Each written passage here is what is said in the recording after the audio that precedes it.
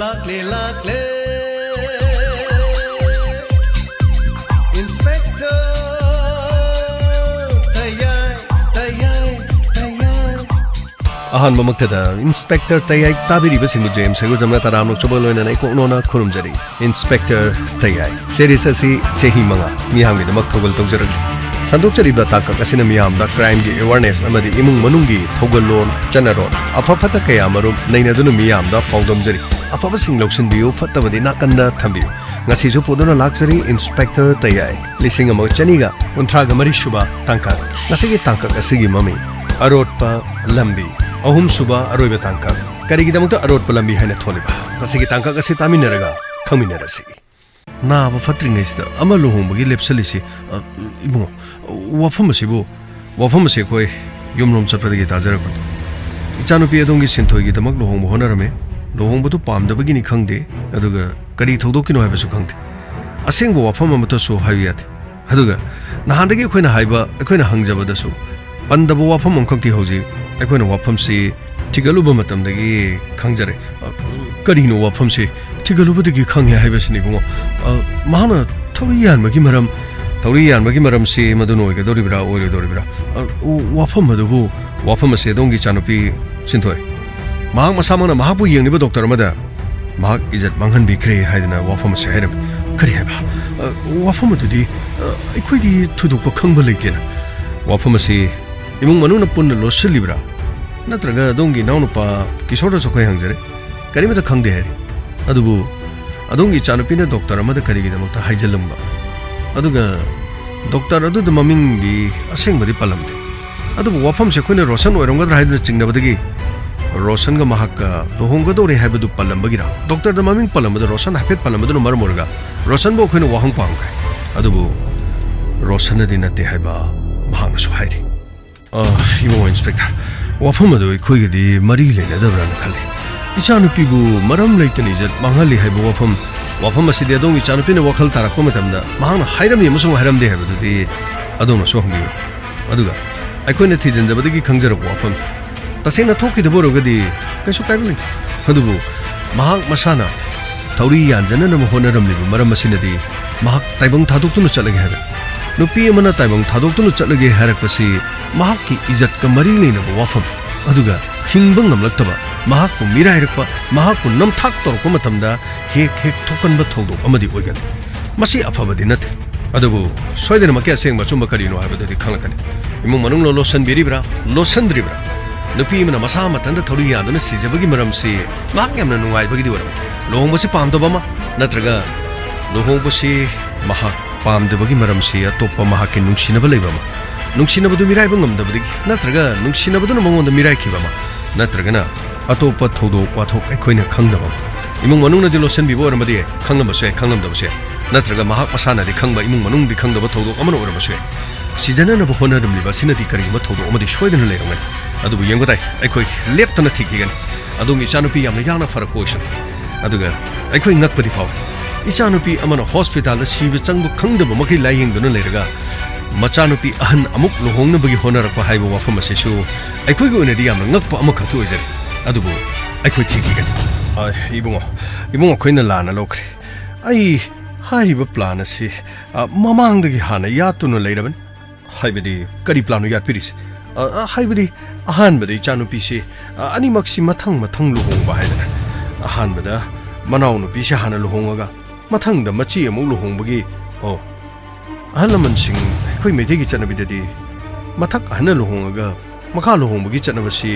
haina singnabagummadadi chan kariguma matamda chenba chongba yaubadadi hairibasi onthok onsin tawbasu dum yaw mabung lerega su machan mayum panwa aduga machi lerega su manaunupi mayum panba dum yaw adubu haina singnabane so hai babu lohongbasibu adongi chanupi atomi mahakana lohongaga ahan kona lohongnabagi maram sibu imungo khoina wakhando lan he kubire magi luhongba yabagi matam haibama haibadi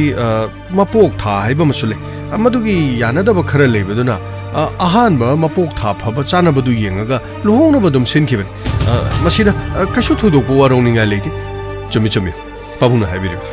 fare pabung dadi khoi chanaba tawjiki aduga pabung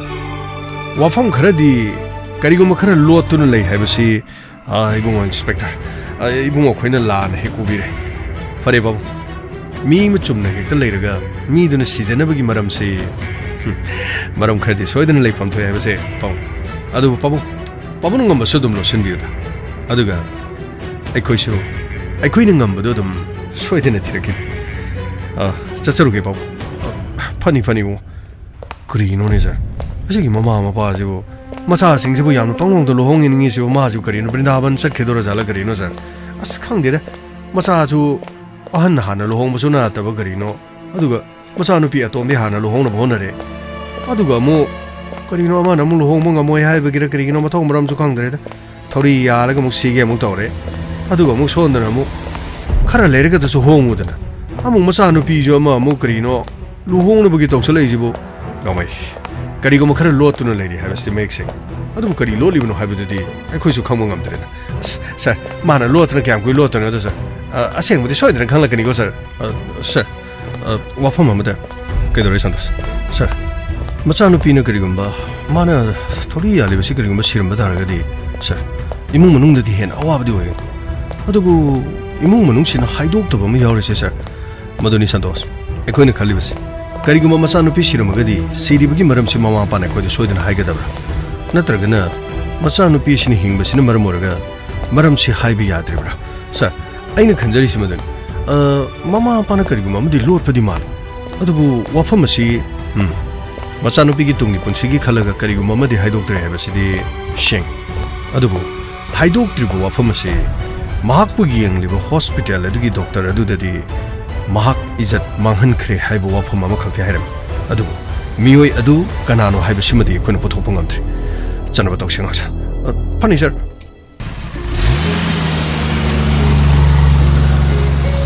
oi kamo muta kamo kedogi jaino kamese lo utlo komo lo side wa amta kana selo as so ai sid kari thok kodor gena nisimu sid kedo haino ba kaino khanadradi kamai thok jaino no isdi wa khanadadi thaba pangthok pa yaroine kai thaba kino horen dawrang gele rabo as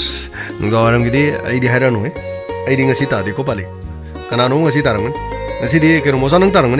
as kada idune na nei to yudi gino ni ngasi di kanano ranjala sanjala kanano yo ranjala sanjala kanada bwani ko ai wadine puthok pudis dei da pamuno gumsi sidagidi mana thokpudum chana khradam adugi hairodi mapanda lebina dum phobjani kaigino mapa lebina phai hajibo mapanda leradi adu wale haibda ngakang pangi bidane gp da paisa du sat adum kape ni yaudre na hajo account da paisa du cha dekta thare adugi wade sanjiti ama ibne madi imum de da kaptana laungani da tawlerman ai khaktana ne mosa jo hairi de mocha ne insati mosa nang yum ta mon am ta mo ba as kai ga na du ta mo yana ba ning ngam kan ye do ke no horen kamai dog jai no sandim na dum dog jani ai di so ba mo sen du di adu noi pu thok ne ha ai ngon da loi pu thok harak do rongan yare adu noi dum sin ba to ro ko satki ge da su magi lambi da kuira roi do ba nati kitang amana dum pu tho je nati horen ge le te ga adu wa na te da kaina ga da su kuidre keno khara fajana nthi jana cha tha ga party to khaira ga fajana loi saladi faidana adu budi kharo na ngai rabni he adu keno party du karam kan sin jai no hash ngakhoi ma so kan hai du di no mani ni simanung du di soina selap ye mamana bi manak ta salu ya ga ma so la kan hai du di adu khara gene yena dana ai khoi su nungsian badi abajan koi no ji yare ko noi henjal kano ajin es koi no ne ajibo nang nungsi nai jalo hai nungsi na banati marum ni kaino yadi hai padana tina bada gatti lebe min karigumba mana ai ni ko nungsi ga na habi yarak thar de ai di mapa na like tom sage to tok thok ke dong ma ga koi khai na ga sidai da gari da ha pa pur ga mafam amada ge amada koi ba chatha da na as party to kai da go ne loina ba da nungai ni ma ai khangi wangang sanga as mo da ne ama minung singkhok yauri ꯃꯗꯨꯒꯤ ꯃꯤꯅꯨꯡꯁꯤꯗ ꯑꯁ ꯌꯥꯔꯦꯀꯣ ꯌꯥꯔꯦ ꯌꯥꯔꯦ ꯅꯣꯏ ꯌꯥꯝ ꯍꯦꯟꯖꯜꯂꯛꯈ꯭ꯔꯦꯀꯣ ꯅꯣꯏ ꯑꯩꯒ ꯇꯤꯟꯅꯕꯅꯦꯃꯤ ꯅꯣꯏ ꯑꯗꯨꯒꯨꯝꯕ ꯁꯦꯔꯥꯟ ꯇꯨꯔꯥꯟꯒꯤ ꯋꯥꯗꯨ ꯈꯟꯒꯅꯣꯃꯤ ꯑꯩ ꯀꯩꯅꯣ ꯍꯥꯏꯁꯤꯕ ꯄꯥꯔꯇꯤ ꯅꯨꯃꯤꯠꯇꯨꯗꯤ ꯑꯩꯈꯣꯏ ꯂꯣꯏꯅꯃꯛ ꯈꯪꯅꯒꯦ ꯀꯩꯅꯣ ꯐꯖꯅ ꯀꯩꯅꯣ ꯈꯪꯅꯗꯅ ꯉꯥꯡꯅꯗꯅ ꯂꯩꯔꯕꯗꯨꯕꯨ ꯑꯃꯨꯛ ꯀꯔꯤꯅꯣꯕ ꯅꯣꯏꯅ ꯑꯃꯨꯛ ꯍꯥꯏꯗꯨꯕ ꯑꯩ ꯅꯣꯏ ꯍꯧꯅꯕꯤ ꯑꯃꯨꯛ ꯐꯔꯛ ꯑꯃꯨꯛ ꯇꯥꯔꯛꯀꯅꯤ ꯑꯩ ꯍꯥꯏꯁꯤꯅꯤꯀꯣ ꯑꯩ ꯆꯣꯞꯄ ꯌꯥꯔꯣꯏ ꯏꯃꯨꯡ ꯃꯅꯨꯡ ꯃꯃꯥ ꯃꯄꯥ ꯂꯣꯏ ꯈꯪꯅꯩꯅꯤꯀꯣ ꯍꯩ ꯏꯁ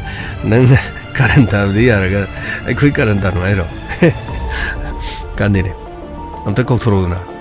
마수 가리디 야워디 아쿠이 주set부도 누아요 누파 매암 set부도 누피 매 야워도 레스펙트 오이드나 아쿠이 마첸 잘라디시다 아마나 뭐 까이도 우시나디요 아도 하비데 kok토우드나 살루시에 사이보던 가이다 하 근데 ngan nga ligeno khoi simphal ban manung jang ma kari dong ne no nati cafe ma da fazana fast food chamin naraga amu numida wara mamdring de kok thilor ga lore he adu yab nati ai khoi gi party dong soidena ba tokse lo kuisu bui de na ima kaidorage kaino mata hai gi bai ma karino kaidore haino ai ima nabi amaga ꯆꯥꯛ ꯆꯥꯅꯕꯒꯤ programme ꯑꯃ ꯂꯩꯕ ꯍꯩꯃ ꯅꯠꯇꯦ ꯅꯃꯥꯟꯅꯕꯤꯗ ꯑꯩꯈꯣꯏꯗ ꯄꯨꯔꯒ ꯆꯥꯅꯔꯒ ꯂꯣꯏꯔꯦ ꯀꯗꯥꯏꯗꯅꯣ ꯅꯪꯅ ꯆꯥꯛ ꯆꯥꯅꯒꯦ ꯍꯥꯏꯕꯣ ꯏꯃꯥ ꯏꯃꯥꯟꯅꯕꯤ ꯏꯃꯥꯟꯅꯕ ꯈꯔ ꯑꯩꯈꯣꯏ ꯄꯨꯟꯒꯗꯧꯅꯦꯕ ꯄꯨꯂꯞ ꯃꯄꯥꯟ ꯂꯝꯗ ꯂꯥꯏꯔꯤꯛ ꯇꯝꯕ ꯆꯠꯈꯤꯕ ꯌꯥꯎꯒꯗꯕ ꯑꯗꯨ ꯑꯣꯏꯔꯒ ꯌꯨꯝꯗ ꯄꯨꯔꯣꯗꯅ ꯌꯨꯝꯗ ꯄꯨꯔꯒ ꯄꯨꯟꯅ ꯆꯥꯃꯤꯟꯅꯔꯒ ꯂꯣꯏꯔꯦ ꯅꯠꯇꯦ ꯀꯗꯥꯏꯗꯅꯣ ꯅꯪꯅ ꯆꯥꯅꯔꯨꯒꯦ ꯍꯥꯏꯔꯤꯕꯣ ꯏꯃꯥ ꯏꯟꯗꯤꯔꯥ ꯈꯣꯏ ꯃꯣꯏꯗ ꯁꯤꯟꯒꯗꯧꯅꯦ ꯏꯁ ꯏꯟꯗꯤꯔꯥ ꯍꯣꯏꯗ ꯁꯤꯜꯂꯤꯗꯣ ꯑꯩꯈꯣꯏꯗ ꯁꯤꯟꯕ ꯌꯥꯗ꯭ꯔꯣ ꯍꯥ ꯑꯩꯈꯣꯏꯗ ꯁꯤꯜꯂꯗꯤ ꯅꯈꯣꯏ ꯃꯌꯥꯝ ꯄꯨꯟꯅ ꯆꯥꯃꯤꯟꯅꯕ ꯌꯥꯔꯦ ꯏꯍꯣꯏ ꯅꯄꯥꯁꯤꯅꯅꯦ ꯅꯪ ꯄꯪꯆꯠꯇ ꯆꯠꯂꯦꯅ ꯉꯥꯡꯕꯅꯤ ꯑꯩꯅꯁꯨꯅꯦ ꯅꯪꯕꯨ ꯌꯦꯡꯁꯤꯟꯕ ꯉꯝꯗꯦ ꯏꯃꯨꯡꯁꯤꯒꯤ ꯊꯕꯛꯄꯨ ꯍꯣꯠꯅꯒꯗ꯭ꯔꯥ ꯅꯠꯇꯦ ꯅꯪꯅꯅꯦ ꯋꯥꯈꯜ ꯇꯥꯗ꯭ꯔꯗꯤ ꯀꯃꯥꯏꯅ ꯇꯧꯅꯤ ꯅꯨꯄꯥ ꯃꯆꯥꯁꯨ ꯅꯠꯇꯦꯀꯣ ꯅꯪ ꯑꯩꯅ ꯍꯥꯏꯔꯤꯁꯤನಿ ꯍꯟꯗꯛ ꯃꯔꯛ ꯅꯪ ꯌꯥꯝꯅ ꯇꯣꯏꯅꯅꯦ ꯄꯪꯆꯠꯇ ꯆꯠꯈꯠꯂꯦ ꯏꯃꯥ ꯀꯔꯤꯅꯣ ꯈꯪꯗꯦ ꯃꯇꯝꯅ ꯐꯠꯇꯕꯁꯤꯗ ꯌꯦꯡꯉꯨ ꯑꯗꯨꯗ ꯍꯨꯟꯇꯣꯛꯑꯝꯃꯦꯌꯦ ꯑꯗꯨꯗ ꯇꯥ ꯂꯩꯔꯝꯃꯦꯅ ꯐꯥꯒꯤ ꯑꯣꯏꯅ ꯈꯟꯒꯅꯨ ꯑꯩꯒꯤ ꯀꯥꯗ ꯊꯣꯛꯂꯀꯥꯟꯗꯅꯦ ꯂꯣꯏꯅ ꯈꯨꯗꯣꯡꯊꯤꯕꯁꯤꯡꯁꯦ ꯈꯪꯂꯛꯀꯗꯧꯔꯤꯕꯅꯤ ꯍꯧꯖꯤꯛꯇꯤꯅꯦ ꯃꯤꯒꯤ ꯇꯥꯔꯤꯉꯩꯗꯗꯤꯅꯦ ꯑꯩꯈꯣꯏꯗꯗꯤ ꯊꯣꯛꯑꯣꯏꯗꯧꯕ ꯃꯤꯉꯣꯟꯗꯗ ꯊꯣꯛꯄ ꯃꯥꯟꯕꯅꯤ ꯑꯩꯈꯣꯏ ꯏꯁꯥꯗꯁꯨ ꯊꯣꯛꯂꯣꯏ ꯍꯥꯏꯅꯤꯡꯉꯥꯏ ꯂꯩꯇꯦꯅꯦ ꯑꯁ ꯏꯃꯥ ꯑꯩꯅꯕꯨ ꯀꯔꯤ ꯐꯠꯇꯕ ꯇꯧꯗꯣꯔꯤꯒꯦ ꯍꯩꯃꯥ ꯅꯪꯅ ꯇꯧꯒꯅꯤ ꯍꯥꯏꯕ ꯅꯠꯇꯦꯅꯦ ꯏꯕꯦꯝꯃ ꯅꯪꯅꯅꯦ ꯆꯨꯝꯅ ꯆꯠꯂꯁꯨ ꯃꯤꯅꯅꯦ ꯋꯥꯈꯜ ꯑꯃ ꯈꯟꯒꯗꯧꯔꯤꯕ ꯑꯗꯨꯒꯤ ꯃꯊꯛꯇ ꯅꯨꯄꯤ ꯑꯩꯈꯣꯏꯁꯦ ꯃꯤꯑꯣꯏꯕ ꯍꯥꯏꯕꯗꯨ ꯑꯣꯏꯔꯕꯁꯨ ꯑꯃꯝ ꯑꯊꯦꯡ ꯆꯠꯄ ꯃꯇꯝ ꯅꯥꯏꯇꯣꯝ ꯆꯠꯄ ꯃꯇꯝꯗ ꯑꯩꯈꯣꯏ ꯏꯁꯥꯅ ꯏꯁꯥꯕꯨ ꯍꯧꯖꯤꯛꯁꯦ ꯌꯥꯝꯅ ꯁꯦꯞ ꯑꯣꯏꯗ꯭ꯔꯤꯕ ꯃꯇꯝ ꯑꯃꯅꯤ ꯈꯨꯗꯣꯡꯊꯤꯕ ꯑꯃ ꯍꯦꯛꯇꯗ ꯄꯨꯡꯈꯥꯏ ꯑꯃꯗ ꯄꯨꯡꯁꯤꯡ ꯑꯃꯗ ꯃꯤꯀꯨꯞ ꯑꯃꯗ ꯍꯦꯛꯇ ꯊꯣꯛꯄ ꯉꯝꯕ ꯊꯣꯛꯂꯤꯕ ꯈꯨꯗꯣꯡꯊꯤꯕꯁꯤꯡꯗꯨꯅꯅꯦ ꯈꯨꯗꯣꯡꯊꯤꯕꯗꯨ ꯊꯣꯛꯈ꯭ꯔꯁꯨ ꯄꯨꯟꯁꯤ ꯍꯤꯡꯍꯧꯔꯗꯤ ꯑꯃꯨꯛ ꯐꯩ ꯃꯗꯨꯗꯤ ꯅꯠꯇꯗꯅꯅꯦ ꯍꯌꯦꯡ ꯍꯤꯡꯂꯕꯁꯨ ꯍꯤꯡꯅ ꯑꯁꯤꯕꯒ ꯃꯥꯟꯅꯒꯗꯧꯔꯤꯕ ꯑꯗꯨꯃꯨꯛ ꯅꯠꯇ꯭ꯔꯒꯅꯅꯦ ꯈꯨꯗꯣꯡꯊꯤꯕ ꯊꯣꯛꯂꯛꯄ ꯃꯇꯝꯗ ꯈꯪꯈꯤꯕ ꯌꯥꯏ ꯎꯈꯤꯕ ꯌꯥꯏ ꯍꯥꯏꯗꯅ ꯍꯥꯠꯇꯣꯛꯄꯤꯔꯝꯕ ꯑꯗꯨꯒꯅꯦ ꯄꯨꯟꯁꯤ ꯂꯣꯏꯁꯜꯂꯝꯒꯗꯧꯔꯤꯕꯅꯤ ꯑꯁ ꯏꯃꯥ ꯑꯗꯨꯒꯨꯝꯕ ꯃꯤꯒ ꯅꯠꯇꯦꯕ ꯏꯃꯥ ꯃꯔꯨꯞ ꯃꯄꯥꯡ ꯇꯤꯟꯅꯕ ꯍꯥꯏꯕꯁꯤꯗꯤ ꯏꯃꯥ ꯃꯁꯤꯗꯤ ꯍꯧꯖꯤꯛꯀꯤ ꯃꯇꯝꯒꯤꯅꯤ ꯃꯔꯨꯞ ꯃꯄꯥꯡ ꯇꯤꯟꯅꯗ꯭ꯔꯗꯤ ꯀꯃꯥꯏꯅ ꯇꯧꯗꯣꯏꯅꯣ ꯅꯠꯇꯦ ꯑꯩꯈꯣꯏꯕꯨ ꯊꯩꯕꯣꯡ ꯃꯅꯨꯡꯗ ꯂꯩꯕ ꯇꯤꯟꯒꯨꯝꯅ ꯑꯗꯨꯝ ꯂꯩꯔꯁꯦ ꯍꯥꯏꯕ꯭ꯔꯣ ꯀꯔꯤꯅꯣꯅꯦ ꯃꯥꯅ ꯉꯥꯡꯉꯤꯁꯤꯕꯣ ꯑꯩꯅ ꯉꯥꯡꯉꯤꯁꯤꯒ ꯅꯪ ꯀꯔꯤꯃꯇ ꯂꯧꯁꯟꯕ ꯉꯝꯗ꯭ꯔꯦ ꯏꯃꯥ ꯑꯗꯨꯒꯤ ꯍꯥꯏꯕ ꯅꯠꯇꯦꯕ ꯏꯃꯥꯅ ꯍꯥꯏꯗꯣ ꯆꯨꯝꯃꯦꯕ ꯑꯩ ꯂꯣꯏꯅ ꯈꯪꯉꯦ ꯍꯥꯏꯕ ꯅꯪ ꯂꯣꯏꯅ ꯈꯪꯉꯦ ꯑꯗꯨꯅ ꯌꯥꯔꯣꯏꯅꯦ ꯅꯪꯅꯗꯤ ꯐꯅ ꯎꯕ ꯃꯤꯅ ꯐꯠꯇꯅ ꯈꯜꯂꯝꯃꯗꯤ ꯀꯝꯗꯧꯅꯤ ꯑꯗꯨꯒꯨꯝꯕ ꯃꯤ ꯑꯃꯇ ꯌꯥꯎꯗꯦ ꯍꯥꯏꯕꯅꯤ ꯏꯃꯥ ꯃꯄꯥꯟ ꯂꯝꯗ ꯑꯃꯦꯔꯤꯀꯥꯗ ꯑꯗꯨꯒ ꯑꯁꯇ꯭ꯔꯦꯂꯤꯌꯥꯗ ꯂꯣꯏꯅ ꯃꯄꯥꯟꯗ ꯂꯥꯏꯔꯤꯛ ꯇꯝꯕ ꯂꯣꯏꯅ ꯆꯠꯅꯈꯤꯗꯧꯕꯅꯦꯕ ꯑꯣ ꯃꯤꯅ ꯂꯥꯏꯔꯤꯛ ꯇꯝꯕ ꯆꯠꯈꯤꯕꯒꯤ ꯃꯈꯣꯏꯗꯨꯗꯤ ꯄꯥꯔꯇꯤ ꯇꯧꯕ ꯌꯥꯏꯌꯦ ꯅꯠꯇꯦ ꯆꯥꯛ ꯆꯥꯅꯕꯗꯨ ꯌꯥꯏꯌꯦꯕ ꯅꯪꯅ ꯌꯨꯝꯗ ꯁꯨꯝ ꯀꯨꯜꯂꯒ ꯂꯩꯕꯒꯤ ꯆꯥꯛ ꯆꯥꯅꯕꯗꯨ ꯌꯥꯎꯒꯗꯧꯔꯤꯕꯅꯤꯅꯦ ꯅꯠꯇꯦ ꯅꯃꯥꯏꯗꯨ ꯏꯀꯥꯏꯗ꯭ꯔꯕ ꯅꯪꯕꯣ ꯑꯁ ꯏꯃꯥ ꯃꯤ ꯇꯤꯟꯅꯕꯕꯨ ꯀꯩꯅꯣ ꯏꯃꯥ ꯃꯤ ꯑꯃꯇ ꯂꯣꯏꯅ ꯇꯤꯟꯅꯔꯅꯨ ꯍꯥꯏꯔꯣ ꯍꯥꯏꯔꯨꯔꯒ ꯃꯤ ꯑꯃꯇ ꯂꯣꯏꯅ ꯇꯤꯟꯅꯒꯅꯨ ꯍꯥꯏꯕ ꯅꯠꯇꯦꯅꯦ ꯆꯥꯛ ꯆꯥꯅꯗ꯭ꯔꯁꯨ ꯅꯪ ꯆꯥ ꯑꯃ ꯊꯛꯃꯤꯟꯅꯕ ꯌꯥꯏ ꯅꯠꯇꯦ ꯑꯩꯈꯣꯏ ꯌꯨꯝꯁꯤꯗ ꯂꯥꯛꯄ ꯀꯩꯀꯥꯏꯒꯤ ꯅꯠꯇꯦ ꯅꯈꯣꯏꯅ ꯄꯨꯟꯁꯤꯟꯅꯔꯒ ꯃꯤ ꯌꯥꯎꯗꯅ ꯅꯣꯏꯅ ꯇꯨꯃꯤꯟꯅ ꯆꯥꯛ ꯆꯥꯅꯗꯣꯔꯤꯁꯤꯕꯨ ꯃꯤ ꯈꯪꯗꯕ ꯊꯕꯛ ꯀꯔꯤ ꯇꯧꯒꯗꯧꯔꯤꯃꯤ ꯅꯣꯏꯕꯣ ꯑꯁ ꯏꯃꯥ ꯑꯗꯨꯒꯤ ꯋꯥ ꯅꯠꯇꯦꯕ ꯃꯤ ꯄꯨꯟꯕ ꯍꯥꯏꯕꯗꯨꯗꯤ ꯇꯤꯟꯅꯕ ꯈꯛꯇ ꯅꯠꯇꯅ ꯃꯤ ꯇꯤꯟꯅꯗꯕ ꯃꯤꯗꯤ ꯀꯃꯥꯏꯅ ꯄꯨꯟꯗꯣꯔꯤꯒꯦ ꯅꯠꯇꯦ ꯀꯝꯃ꯭ꯌꯨꯅꯤꯇꯤ ꯍꯣꯜꯗ ꯑꯩꯈꯣꯏ 4-5 ꯄꯨꯟꯅ ꯍꯦꯛꯇ ꯆꯥꯛ ꯆꯥꯅꯕ ꯌꯥꯕ꯭ꯔꯕ ꯀꯝꯃ꯭ꯌꯨꯅꯤꯇꯤ ꯍꯣꯜꯗ ꯆꯥꯅꯧ ꯍꯥꯏꯕ ꯅꯠꯇꯦ ꯑꯩꯈꯣꯏ ꯏꯃꯨꯡꯁꯦ ꯀꯝꯃ꯭ꯌꯨꯅꯤꯇꯤ ꯍꯣꯜꯂ ꯑꯩꯈꯣই ꯏꯃꯨꯡꯁꯤꯕꯨ ꯀꯝꯃ꯭ꯌꯨꯅꯤꯇꯤ ꯍꯣꯜꯂꯣ ꯅꯃꯥꯟꯅꯕ ꯑꯣꯏꯔꯣ ꯅꯃꯥꯟꯅꯕꯤ ꯑꯣꯏꯔꯣ ꯂꯣꯏꯅ ꯄꯨꯔꯒ ꯂꯥꯛꯑꯣ ꯑꯩꯈꯣꯏꯒꯁꯨ ꯈꯪꯅꯅꯤꯗꯅ ꯀꯌꯨꯝꯅꯣ ꯀꯔꯤꯅꯣ ꯃꯁꯤ ꯌꯦꯡꯗꯕ ꯌꯥꯗꯕꯅꯤꯅꯦ ꯑꯗꯨꯒꯅꯦ ꯃꯤꯔꯥ ꯑꯩ ꯋꯥ ꯍꯥꯏꯒꯦ ꯃꯃꯥ ꯃꯄꯥꯅ ꯍꯥꯏꯕ ꯏꯟꯗꯕ ꯃꯆꯥꯗꯤꯅꯦ ꯑꯋꯥꯐꯝꯗ ꯑꯗꯨꯝ ꯇꯥꯕꯅꯤ mama mapana bu hek haibi ilibane macha masu dudine awafamne madudagine phanengam tagadaba leiraba so ngak thoga chatkadoribani aikoina hariba chimuna taw hayeng na khoisu mama mapa haibu oirafikadoribani kodong thiba haibasina ne khoi tungdo koi tan tanadana leiriba adugane aikoi miyoibane sungkang khangoi ngasi tekta kaidana leiri haidana aikoi tekta kaidana dum legedaba nati mase section na bani imana harise adursu ima ai sat ke bai ma ai khamo as ngasai digi no khoi ngai leini nati kai gino matam se ai ogri gino karangana sasena harga nati ne mira bola krabo es mira ding ngasai ne leigre ada sandikwa ada tu yur moni katanga leide famdana leiriba ei yaro yo ngasidi ma khakto oibe yaroi go akhoi so amu amamta phama wari sanagadam wari sabda lairi poche te lo yaurabro oi adu idi lo yaurabni geno adu sel thomo ko nari bro ko na dadi geno na hamuki do lady fadam yami geno kai budelo hero salam dai phawbadi fachat chava ko nagi yare lo saslo moni kata wari sanale ko jok sanjilo hoi na khoi kata sana ba yaroi ko hey na khoi ni khoi so yaudde ne khoi yaudde ne ô lo thiên kì mà tâm sẽ thấy cái lỗ đấy sorry xin có mà sẽ đi đâu mà mà nó mà sẽ phẩm mà cái đó qua đi sang suru quay về rồi mà nó quay đi mà sẽ đi đấy mà tao đi lấy khăng im này vậy can đi lo sao lo thắc bà nào rồi gì được cái thắc bốc thốt cái đầm lo come on hey yaar bớt bài đâu xin tụi bài đâu lo cái gì nữa này hay sao chắc chắn là bây giờ cái này là hay cái chơi liệp nắng nó tháo được cái chút cái gì nữa này nang ngod haide menung kan gino kuiro ina haibeduda aisho hek ngahak chalo na hairure ngarang na han gini giri tak leiba matam phatra kanchida thadok krimni ne nachanu pidu le shabi fare haibesinam khangdra ne ha nang in mitu da ngang macha ngarang na han ta pupugum khanbro nangbo aisho indira khoide chatkani haibeduda indira di kare ai indira ta call tor bro mana haibedadi chak chana bagi program sinba leke 마디 강디 신이드나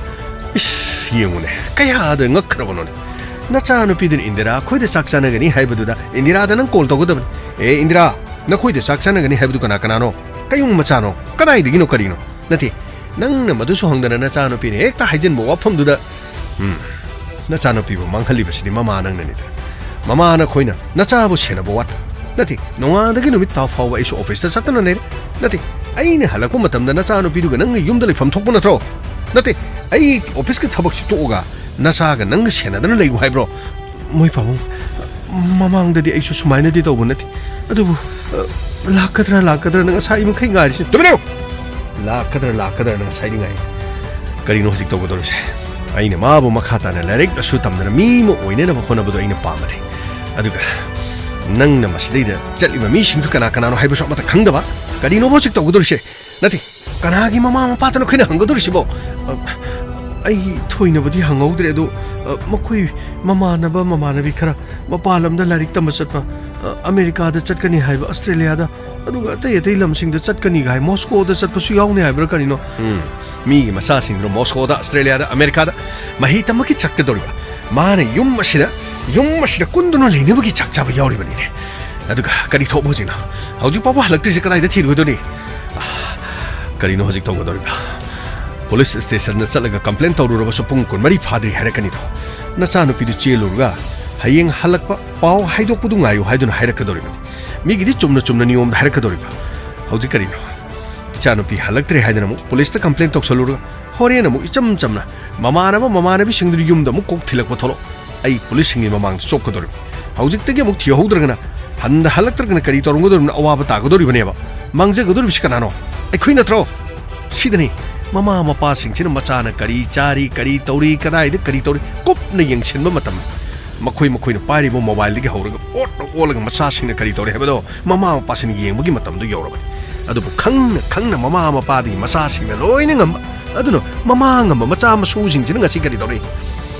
me अमगी मिरोन अमगी crime अमा मिरोन अमगी थौदोक अमा मिरोन अमगी अवा अना तुंगदा लई हाइबसि खंगदे मी अमा अवाब ताखरगा मदुना अरोइबा नते हाइबसि खंगदेदना लाओ police ता चसिलाओ संदे थेंग्रे नमिता दोरे अखोइ मागा पाबुंगना आई थिरमनेबा से हौगलो से hogoloba. Ngai koi kaino ngalai gi kaino. Ai horen adum chinbige kaino na kai waino na. Adugi na teba. Noi na mara singje loini yungawre. Karan turan yam tasale ingonda. Se nang hogoloba. Nang hogola khara feiba. Kai story moi som nung chi ja na tawri kai su ka to nung kaim kalun kaim ko se sum lang ne lang dana sum taw de ni ko ai sum ma kin lai ge se sande adam ai taw ki dorge kai no nung to ji bo ai ne nang thajar ga lai na tra ba se indira khoi de cha tui ne na haijal ga thoi na lai ni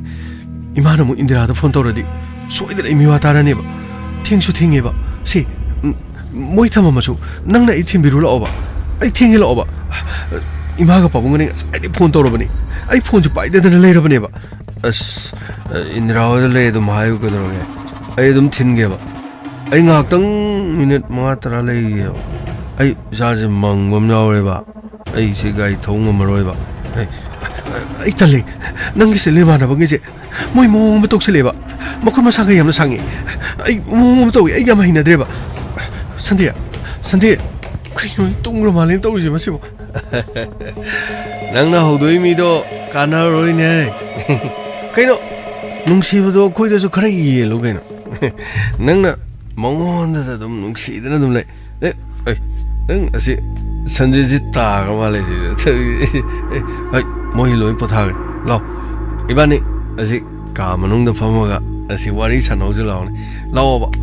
asi pai da kono si kuchi pai da kono tha do ba se cái số đâu rồi cơ đi nó mà xin được tùy mình ra thế ngao ngao chân rồi nè ấy nè Moscow đấy cái gì gari pajama lấy ra cái tháo cái dem lóc sẽ tháo đồ mà tháo đồ cái mà chỉ mình cũng tháo đồ cái mà chỉ nhà đi này ấy này vậy đi chả này mà chỉ tháo đồ cái này tháo đồ cái ai cậu chân lắm ngày con ngay không phá anh nó phá đấy đơn giản nó phá rồi cái nó nâng nó chuyện như thế gì cái nó sẽ nó thì khơi tôi giúp cái gì lúc cái nó nâng nó sản phẩm đấy thôi ấy sản phẩm nó vào đi lấy sản nó khơi lấy khăng như này cái khăng như nó khơi nó khơi được cái nó ấy mà phẩm mà sẽ nó khơi bụng mà lúc mà mình khăn đó nó khơi chắc khi cái đó để khăn mà đấy ấy mà phẩm mà sẽ sản phẩm mà hay bị đấy ấy là khi mà này đó cái nó khơi nó khơi được cái nó ấy thì nâng thì समय nó vẫn vậy à này khăng như mà chăm cho tụi bay đấy cái nó nâng chụp bay đấy khơi chụp bay đấy đó nang na khoi mayam ji khara pitha ki be khara ngau gre nang na pai dai jale ang siwa tawri ni kholi ne adu ji kai no ngak tang khoi sum nuai tho lo ri mar mo pang hak ni kai no ha nung sina bai si ko we ba na di si da wa kai ngang ni hai le ge noi na khali du kai no sandip hogolo sandip hogolo hai ne hogolo taro ye ma na jine loi mo gya ra si di khoi na ne ngai ta khoi na se nong da kon hai ai wari tau se khoi samana na khoi go wakhal ji samana lepin se khoi ga sige thabo se khoi chma na pang tho de na ha na de khoi lem na ni ne ba se lo se son chang ji lo se lo chon ta do kai no ta do ai jekshulu go adun bidu hoje engo do som gao rin ko ai ya ni ge sa ai han wari sa nei nang chi le lo se ta do hay bên này lâu đấy cái mà xí mà khuất mà sao hết cái lậu xuân nó lậu xuân tôi giờ thế ta là đi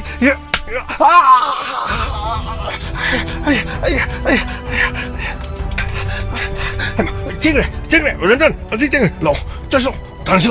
哎是用精神个么LAMBI 영광 욕을 뒤야 로이네 마마 받은 거哎老我是的구름 잘라가 마법 뭐 펌시다. 아이 거기 말이 뭐 맞짱가. 하도 같은 거다. 너 저저 좀 더 나와야지. 그래. 너 미치다 살래. 몸질래. 아니 이번에 살렸다 그래. 너 좀 더. 에이 좀 저게. 너 좀 좀. 외련전 뭐 사? 그래 미라 가자 그러게. 그동나. 헤이 미라 이놈들이네. 심어 봐는 시는 도석임네. 그래 이놈 그냥 마부거리 도로게 보노나. 이링가 살면 그이 딱 마오도네 이디 똥드는 레베. 나티 너희나 그리 도로게 봐. 야가드라나 저분이네 야다의 와니 히닥 더와이죠 마디 야암나 탁디 마네 코이메암 뻥삐데 비탈레 낭주 살라다래 그랑이 란전 산짓 노인 살라다 어두디 마디 라스트 야가드라나 파드는 분느도 마데이디 마나 딱 거울 먹어 살라다 어디기니 앵글 라우리도 어디기니 뭐 란전은 딱 파래 뭐 란전은 파래가 뭐 마나 뭐 없나 보니 란전도 뭐 거울 먹어 데이디 살라다 용 마탕 아이 아솜나카나 시행해 너희는 소연해 타박시 아이네 티마가 마탕 톡분이다 시디 뭐 마마무 받아 웃던 걸 니가 많이 다오네 땅아이 파드나 마품을 시대기 막 짠한 기대가 따보네 아도 나트라바디 거기 아파봐 숭어이 와라 하고라 아이 거기 때문에 하우지 마보다 나나보 덕시 로 낭나 가리 털어 와두가 손람 미다 파우드 그리시 손도 따나세요 컴온 디나라바 소 흥아 시디 아이고 와로르가 놈이라 낭나 떠우리 더벅시 파트레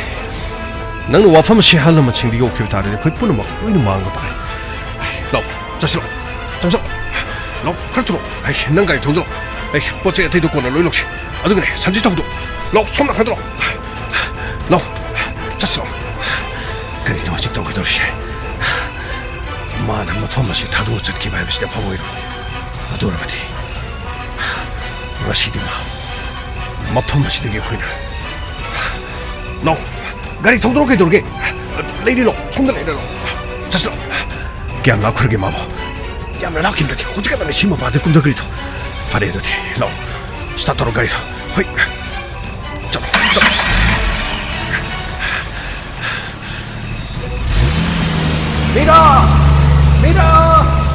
밀어 그다이들 많았어 시르기디 그냥 람나 많았어 zat가더라 마윰용노 하나보다 그는 람비리에 좀 파거더블레 아두고 하이웨이 다크라바디 하이웨이들이 손아 zat고 가리 락나바디 가리 카우게 저거 뚜뚜 쟤라 그래 밀어 아무도 나이코 밀어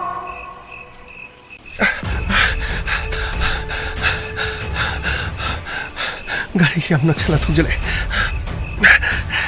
아이가 먹고 이거 그야 하다 잡나 갈로봐 아두가 먹고 있나 라니 먹고 라니 감동네 도리시 하다 가리 맹하나 말래 시 뭐 쇼이도 이런 거네 아이 시기 콩나물음 사이시다 사이시다 놀라길래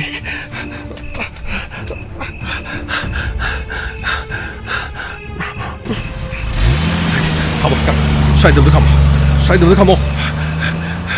아이고, 사이드를 뱅개고. 시대기리 방랍랍나 살라 뭐야? 아이, 지금 뭐 범주가 어떻게 장난감 더 뛰어? 어디 뛰어제? 에, 사이드 딜레이티라. 가다 이거 그러잖아. 어디? 시대기리 방랍랍나 잡는 것이. 시대기리 가해는 맘살라도 오르. 항상 가리 맹한데도 막. 라면 煎 몸품스 우기번이다. 아이고 수아이스 그 로튼 레이디잖아. 이거네. 어떻게 해도 이거네. 이게.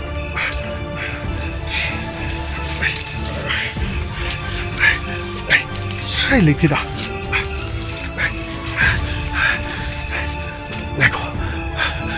가리길래도 손 타라. 이게. 아이 스타트 오네 가리도. 호이 스타트로 너무 많이 타. 손에도. 이게 야랭가 거 야래 뚜뚜뚜 아드첼 에이 로 통정 가리 통정 아드첼 그래 에이 미라 나이 코 하래가 에이 나이 코 하비네 찡그리니 통정 그나노 시다 너 밤을 내래 tamo ayam tu kan view tamo tu ada gari malai se ase mokoi kam gusin ai bu pha ka do gi tamo ayam tu kan view kana no ai se tu ada lai se singa bro mari ase ka gusin ai sida tozo 그나노 신우 포함내시나 감절로 에이 와서 능 절로 능 그나노 너 비도 거기 빌어 거기 손도 빌어 너 거기 그나노 에이 거기 그나노 어디 게노 아 거기 그나노 어디 게노 능 그나노 능 그나노 에이 미네 그리 에이 미네가 에이 세이 자라가네 거기 말이니고 세이 자라가 쫄로 거기 라미나 비 거기 마나비 고 마세 와칼 따다고 세니 사마 기당 탁 독철로버딩이네 마오더니 라이게 눅시 떠오더라 따다 쟁님 세 타도 능 쩔로 거기 마부 윤용노버 거기 지나버도 타도 고 능 쩔어버도 그리고 뭐 타독들이 그리고 뭐 타독들이 에이 세이자게 해라 세이자게 해라 봐 어이 능 거기 머리가 빠는 거 뭐이네 아유네 능는 나 통나이 한 벌이 두고 능부 가나노 보는 거 아이 강릉구나 영 강릉이네 저이 사람들이 파자나 능 sakdomte introduce 좀 더더네 아이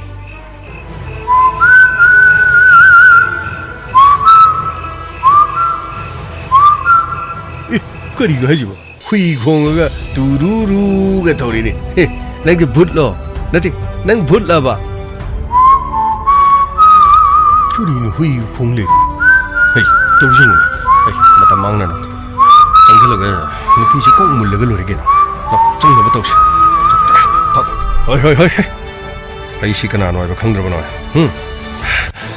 강들어가디 뭐나콩 에이 아테이가 나서라디 나 코이부 마포마시데 란비 발라기바 인스펙터 TAYAI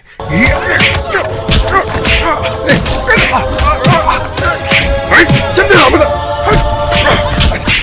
그래 이놈의 거의 살지 마요 혼나비 따오 그래 그래요 거의 뭐 살이 머름시대 레헬레가 따오리지 시도 다리네 따오리지 짱절로 고등로 야 똑이다 행이 똑이다 그리 살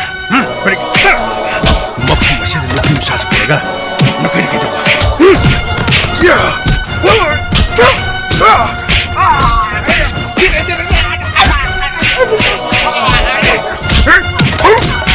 왜 시위에 다리 떨어지 아이 어머나 아무도 쯤에로 너 거의 아이까나 내 무기다 나이 아프기 때문에 엄마 봐줘 그리 너 떨어지봐 비마 능 소프라 마 거이네 이거 이만한 하이드로 이만한 하이드로 가마이 쌀 파전 로이네 파전 쌀 로이네 파전 저리 쌀 아무도 제는가 모르다 먹고 로이네 본처럼 마품 마시다두가 젤랄가 아마막도이나 까빠가 핫가담 살 그리 농아세디 까빠가 오사 우토는 농아세디 그거 사이다 오이 시금마 레페싱스데 톡톡 까토가 톡네 핫 기브는 과이디 기파버닌데 살 와도 아이 쿠이네 굿다 아인 바시닝다 버기네 핫바 하이브기 야바디 마코이 마품 마시다두 막 핫라바 추기하라 바리 톡톡가 야다 제나든 레이라바 마사들 람덤나든 마코이기 이동데 야우든 레이라바 밍아든 nupi masaka yabo makhuigi lang da thualaga nungai ge thoba imungi masa masuni khannuna makhoina tawning mata tawba makhoina hairabadi nupi singna so hekta pangthai hekta thui maramasina khudong chabasi makhoina matam ponong talawi adu thokkiba thodok adu so makhoibu ai onjang chilo loipuso sir khoi kari nakoi sigi thodok sigi asubna sigi thodok sigi asubna sir कोई कहीं तो सत्तर से किबले sir मेरा की पुंछी ना कोई इज्जत टिंगचिनो किबा कहीं मत लेती अई इज्जत टिंगचिनो दबदी न कोई ना हाइगे दबला नुपी मसास की मचिन दगी अदुगा मेडिकल एग्जामिनेशन न खंग दबा मेरा 시다 정 सर 아생 봐요 नंगोंदा सर एंगोंदा इज्जत 속나버디 मखोइनो होनरकी अदुबु 아이는 엄마들이 먹고이 아마맘다 오이나 아이 난토르키벤 마마이 탕다 먹고이 아니 홈 소잘라거든기 아이 마파마드들이 젤라가 하이웨이 따나르바 젤라키벤 와파마 시생이고 생만이 살 오케이 살 아코이나 해줘보더니 멍어데 이제 소키버 까림절리티자 이제 소키버 리트가